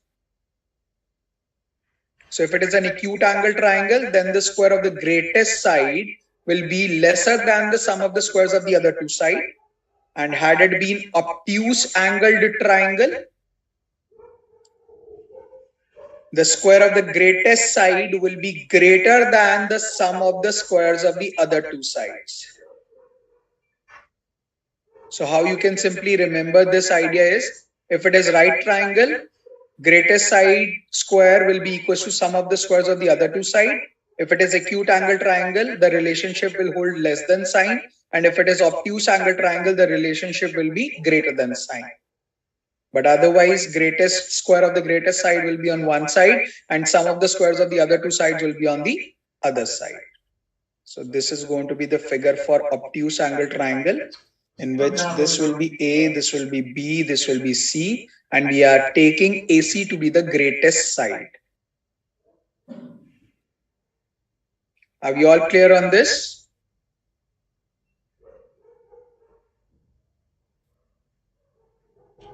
Awesome. Quickly note down the idea and then we'll move on.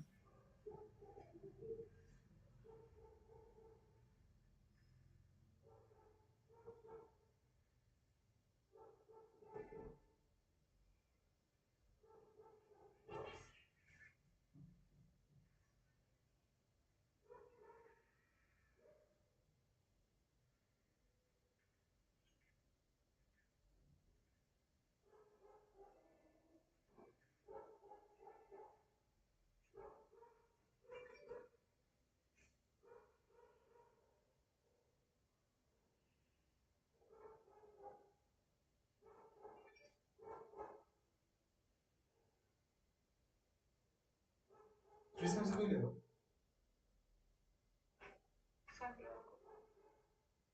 Algo sonrió.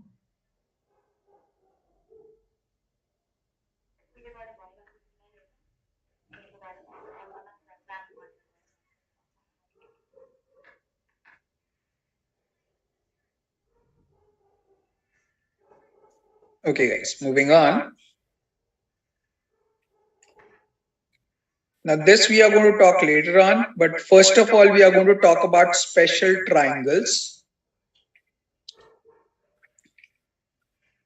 Now the point is, trigonometry is not the part of your course, but still there are certain aspects which makes the concept very simple to solve. Just a second, guys.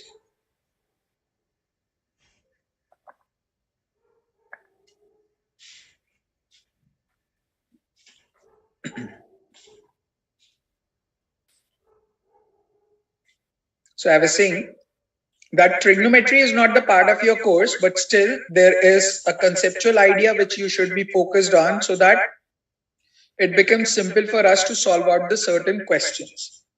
Now the properties, now this property of special triangle is applicable only in the context of right triangles. So if it is a right angle triangle, then only we can apply the property, and the property goes this way, that if the angles of the triangle are fixed as 30, 60 and 90, if the angles of the triangle are fixed as 30, 60 and 90, then the sides will be in the ratio 1 is to root 3 is to 2. So the point is, the side opposite to 30 degree will be 1, the side opposite to 60 degree will be root 3, and the side opposite to 90 degree will be 2. So if the angles are in the ratio 30 is to 60 is to 90, then the sides will be in the ratio 1 is to root 3 is to 2. So you need to just remember that the side opposite to 30 will be 1, the side opposite to 60 will be root 3, and the side opposite to 90 will be 2. Even if you apply Pythagoras theorem, taking this as 1, this as root 3, this will turn out to be 2 only. Now, what is the perfect way to remember this idea is, you just fix one of the side as opposite to 30 as 1. If opposite to 30 is 1, then the opposite to 90 will be double of that. So the point is, if this is 1, this is double of that 2. If this is 1, this will be 1 multiplied by root 3. So what we are trying to discuss is that if this is the triangle with 30, 60, 90 as the angle,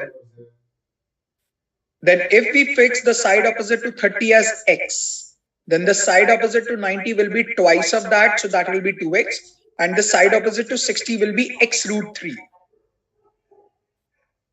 That means we are trying to discuss this way, that if this angle is 90, this is 30, this is 60, if the side opposite to 30 is 7, then the side opposite to 90 will be double of that, so that will become 14, and the side opposite to 60 will become 7 root 3. Similarly, if let's say this is 30, 60, 90 triangle, and we fix the side opposite to 90 as 7. Now, if the side opposite to 90 is 7, then the side opposite to 30 needs to be half of it. So if this is 7, this needs to be half of it, 7 by 2. And if this is 7 by 2, this will become 7 root 3 by 2. So this is something you need to be mindful about, that this ratio is going to be fixed. The moment you get to know any one of the side in this figure, you can easily calculate the rest of the other two sides by using this ratio constant. So we just need to remember that if the angles are in the ratio 30 is to 60 is to 90, the sides will be in the ratio 1 is to root 3 is to 2. Are we all clear on this?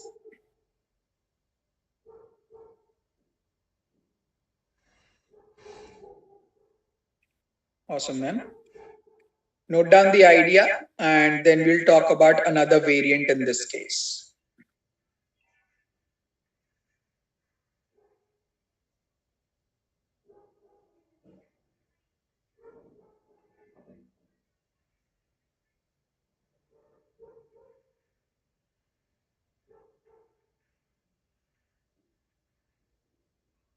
महाराज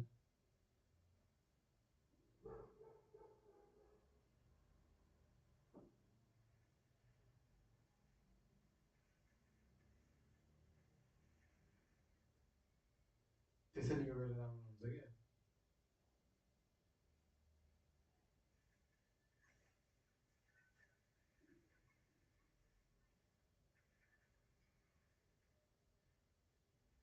क्या म्याचिस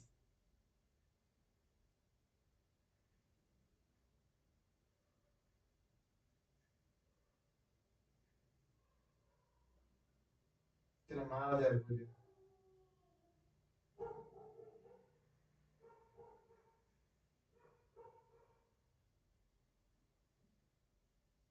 चलो pause होता है बोल दिए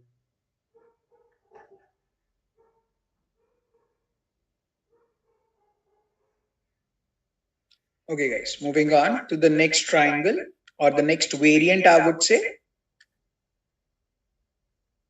So name of the concept remains the same, special triangles. So let's say if now the angles are fixed as 90, 45 and 45. So if the angles are 90, 45, 45, you can clearly see it is an isosceles right angle triangle.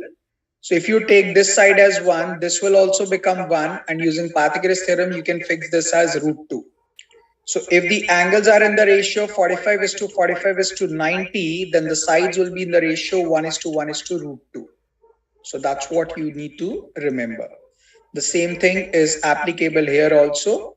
So if this is 90, 45, 45, then if the side opposite to 45 is given to us as 5, then the side opposite to 45 will also be 5, and the side opposite to 90 will become 5 root 2. Similarly, if it is 90, 45, 45 triangle, if let's say the side opposite to 90 is given to us as 5, then the side opposite to 45 will become 5 over root 2, and the side opposite to 45 will become 5 over root 2. Simple, straightforward. Using this ratio 1 is to 1 is to root 2, you can calculate simply the sides. Are we clear on this idea as well? So the bottom line is, if in the question you see 30 degrees or 45 degrees or 60 degree as the triangle angle, whether you see 90 degrees or not doesn't really make any difference. Your first approach towards the question should be applying the property of special triangle. The point out here is, even if you are not given with the 90 degree, you can create that 90 degree by dropping the perpendicular. So if you drop a perpendicular in the triangle, automatically that 90-degree angle will be created. So you just need to remember this fact that if you are given with 30 or 45 or 60 as one of the angle or two of the angles in the triangle, whether you are given with 90 or not, doesn't matter. You need to apply the concept of special triangle by creating a 90 degree in the triangle. So do remember this idea. It will become very convenient to solve out the question. Note down this idea and then we'll move to the next aspect.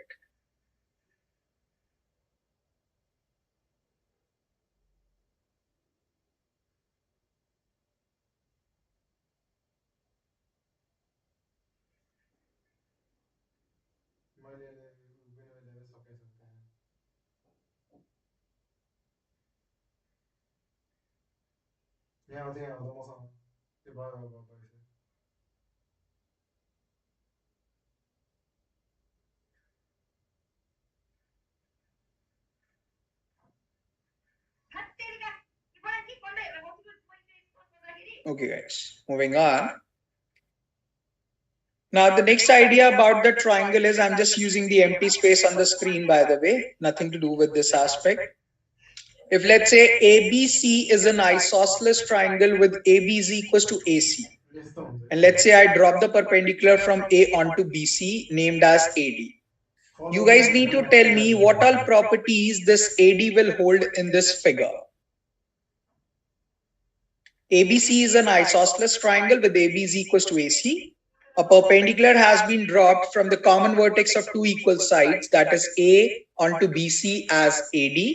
You need to tell me what all properties this AD will hold in this figure.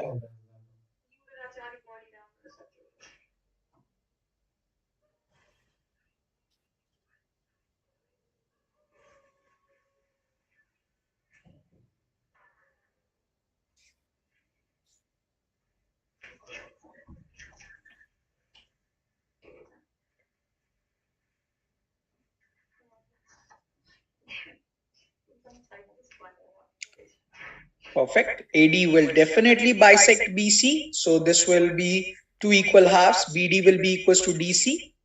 Yes. It will bisect angle D, 90-90 equal. And it will also bisect angle A. So basically, AD will act as a perpendicular bisector as well as it will act as the angle bisector. So it will bisect angle A as well as angle D, as well as it will bisect BC into two equal halves. Actually, the point is I should be saying that AD will act as the median of the triangle. But the point is median relates to the idea of congruency, and congruency of the triangles is not tested in GRE. That's why we are keeping this word of median out. So it's just that AD divides the complete triangle into two equal halves. So the portion on the left will be equals to the portion on the right. But then simply you need to remember this fact that AD will act as the perpendicular bisector as well as angle bisector in this figure.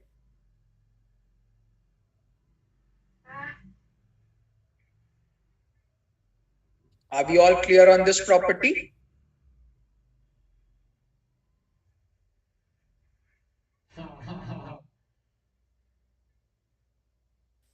Great, then quickly note down the idea and then we'll move on.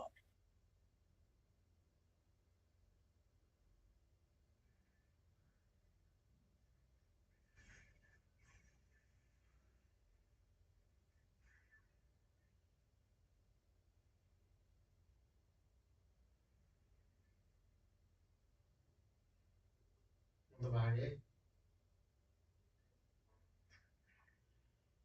Song by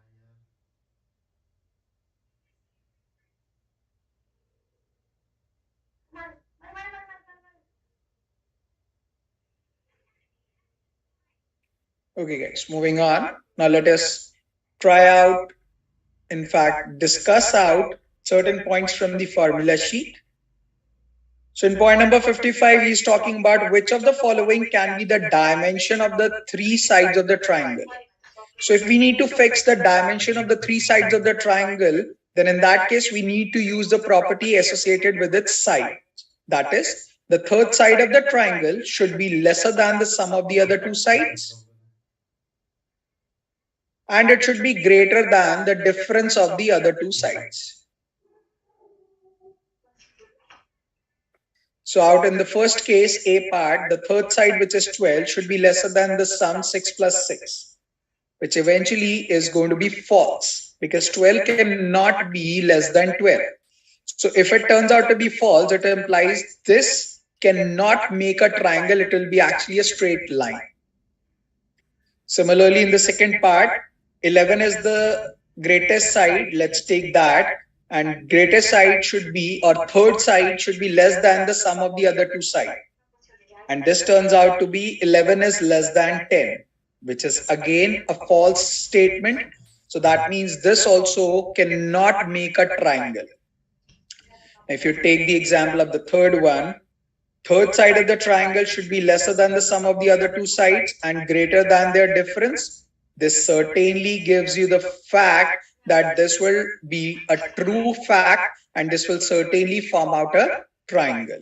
So 5, 6 and 10 can be the dimension of the sides of the triangle because it justifies this property associated in the triangle that in a triangle, third side of the triangle is always lesser than the sum of the other two sides but greater than the difference of the other two sides. So always remember when we are talking with respect to dimensions of the triangle, then in that case we need to apply this particular property. The next is about Pythagorean triplets, which you need to remember as it is. That is, the Pythagoras theorem goes by base square plus perpendicular square is equals to hypotenuse square. Now, if we are given that base is 3, perpendicular is 4, upon solving, you will get the hypotenuse to be equals to 5. But the point is, upon solving, you are getting this 5. So you are spending time in solving part of this Pythagoras theorem. But the point is, if you remember that one of the side is 3, the other side is 4, then hypotenuse become 5. If you remember this way, it will definitely save your solution time and you will drop down your answer very quickly. So you just need to remember few Pythagorean triplets which are generally tested in your exam. So one is 3, 4, 5, the other one is 6, 8, 10, wherein 10 will be the hypotenuse. The next is 5, 12, and 13, wherein 13 will be the hypotenuse. And the last is 9, 40, and 41, wherein 41 will be the hypotenuse. Please make sure that you are not falling into the trap. Two of the sides of a right triangle are 90 and 40, 9 and 40 does not mean third has to be 41. I'm not saying that. I'm saying if two of the sides are 9 and 40, 41 needs to be the hypotenuse of the triangle. So here I'm saying the sides which are in the box has to be the hypotenuse of the triangle. That is the greatest side of the triangle. So do remember that case. Do not fall into the trap. If this is the figure given as ABC, then in that case, the side BC for this figure, if angle B is 90 degree, will be square root of 40 square minus 9 square.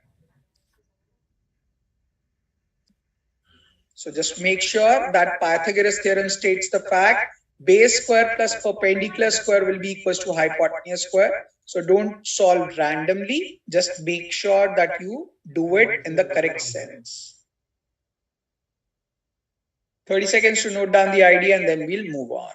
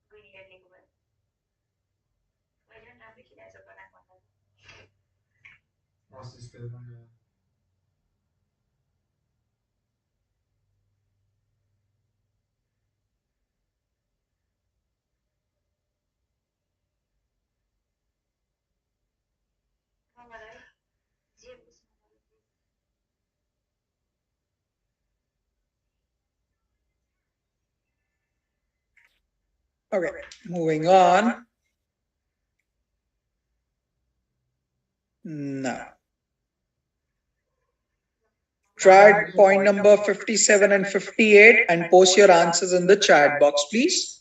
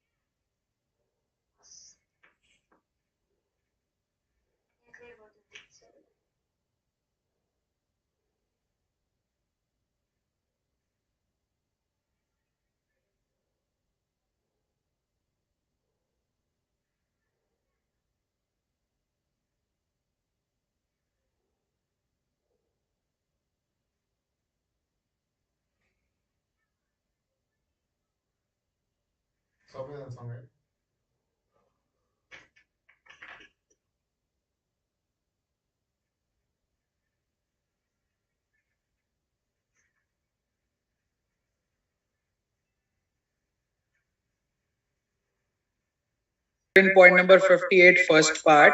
Tell me what will be the ratio of the sides.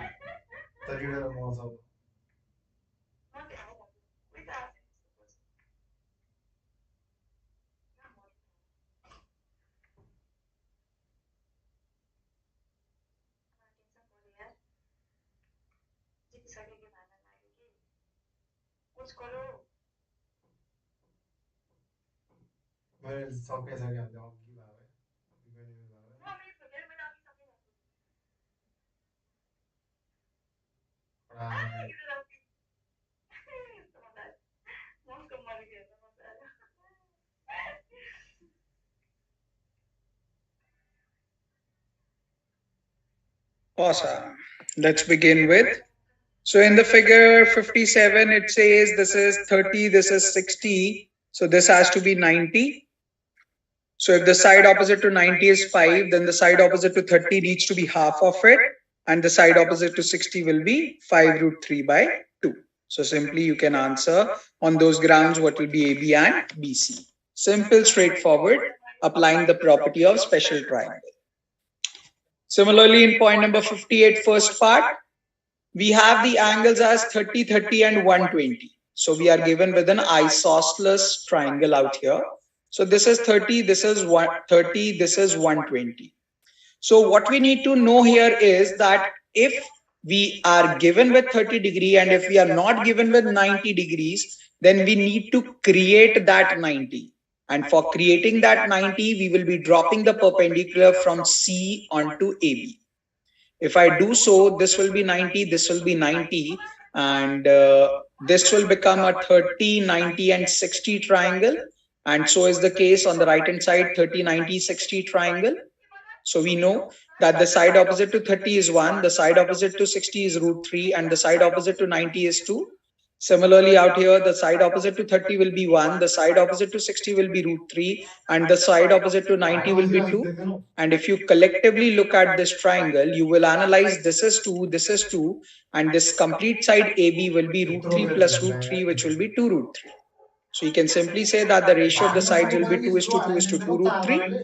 And if you divide all the expressions by 2, the ratio will become 1 is to 1 is to root 3. So you can generalize this idea that if the angles are in the ratio 30 is to 30 is to 120, then the sides will be in the ratio 1 is to 1 is to root 3. That means the side opposite to 30 degree will be 1, the side opposite to 30 degree will be 1, and the side opposite to 120 degree will be root 3. So this is 1, and this will be root 3. So now you can simply relate. He was asking AB is to BC is to AC. So AB is root 3 parts in this case, is to BC which is 1 part, is to AC which is 1 part, and that will become the answer. So guys, does that make sense to everyone?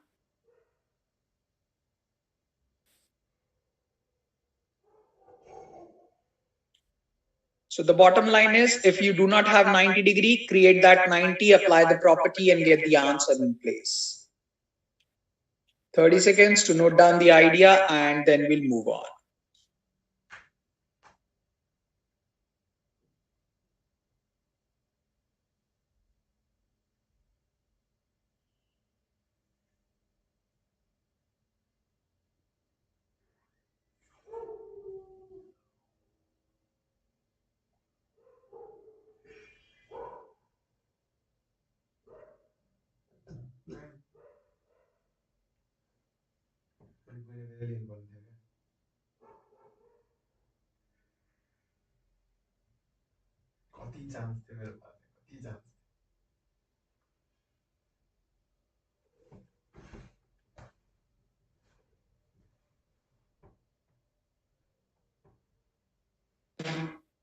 Okay guys, moving on. Simply out here in the second part, it is about 90, 45, 45. So the side opposite to 45 is 1, side opposite to 45 is 1, side opposite to 90 is root 2. She's asking AB is to BC is to AC, so that will turn out to be root 2 is to 1 is to 1. Simple, straightforward. Now, the point number 59 is about equilateral triangle. So simply remember the altitude, which is also known as height of the triangle, goes by the formula root 3 by 2 multiplied by side, and area goes by the formula root 3 by 4 side square. So this height of the triangle will become 7 root 3 by 2, and the area of the triangle will become 49 root 3 by 4, because it is already given that this triangle is equilateral and the side is given to us as 7. So if you replace that out here, you will automatically get the answers to these questions. So in this context, you just need to remember that with respect to equilateral triangle, the height of the triangle goes by the formula root 3 by 2 into side, and area of the triangle goes by the formula root 3 by 4 side square.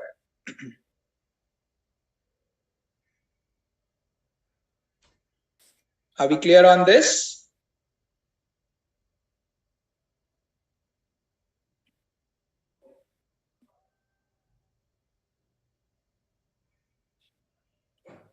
Quickly note down the idea and then we'll move on.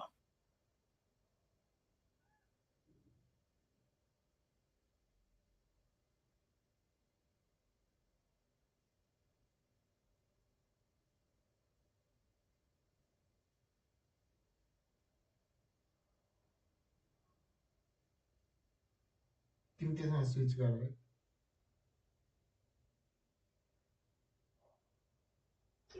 Switch कर रहे हैं पढ़े दो पढ़े दो ना अगले right now I will video रहा होता है बुझो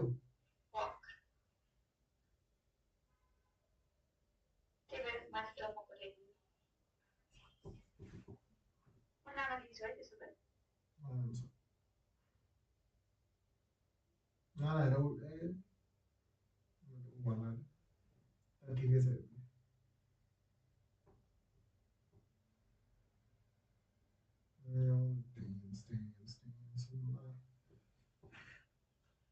Jesus.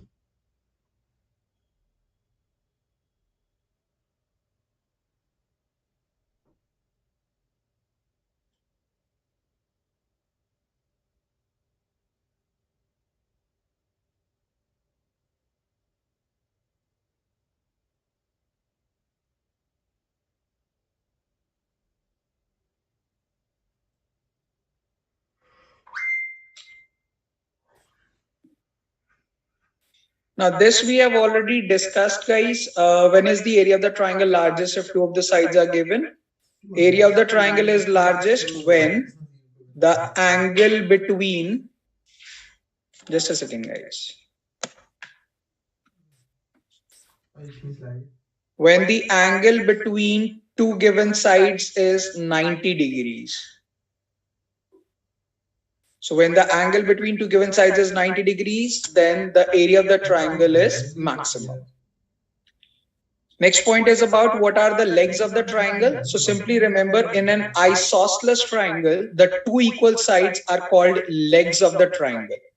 So legs are basically the synonyms of sides only, and the two equal sides of the triangle are basically called as the legs of the triangle. Now this can also be with respect to a right angle triangle, wherein these two sides will be called as legs, because an isosceles triangle can also be a right angle triangle, and in that case base and the perpendicular will become the legs of the triangle. So simple, straightforward, legs are basically two equal sides of isosceles triangle.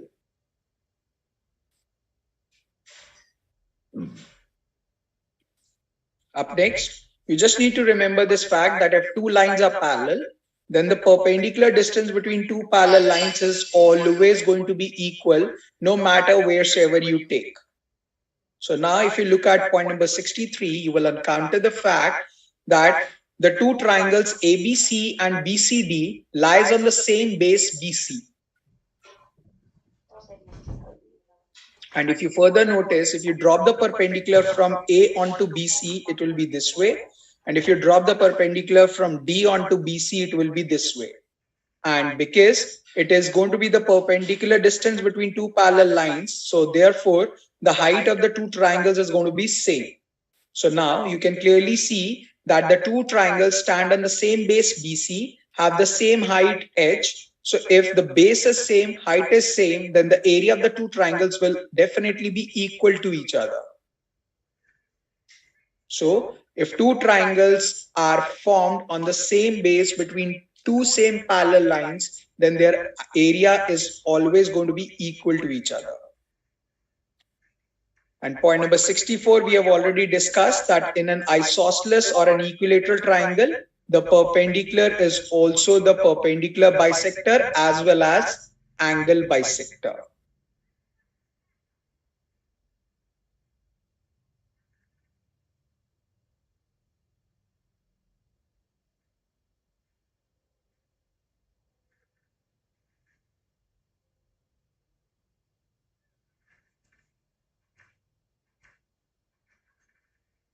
So these are few simple things which we are expected to know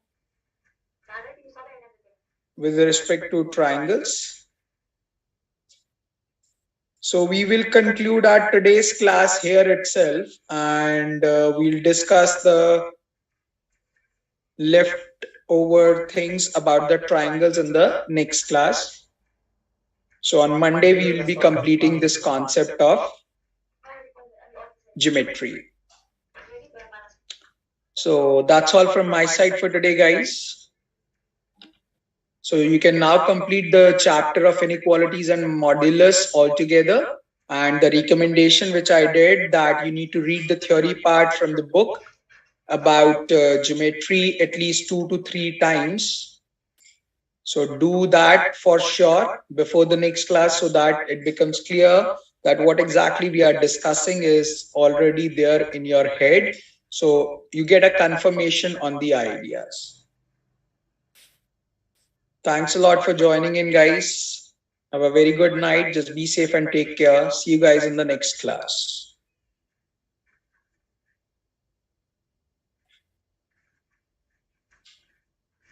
Thank you. Bye-bye. Take care.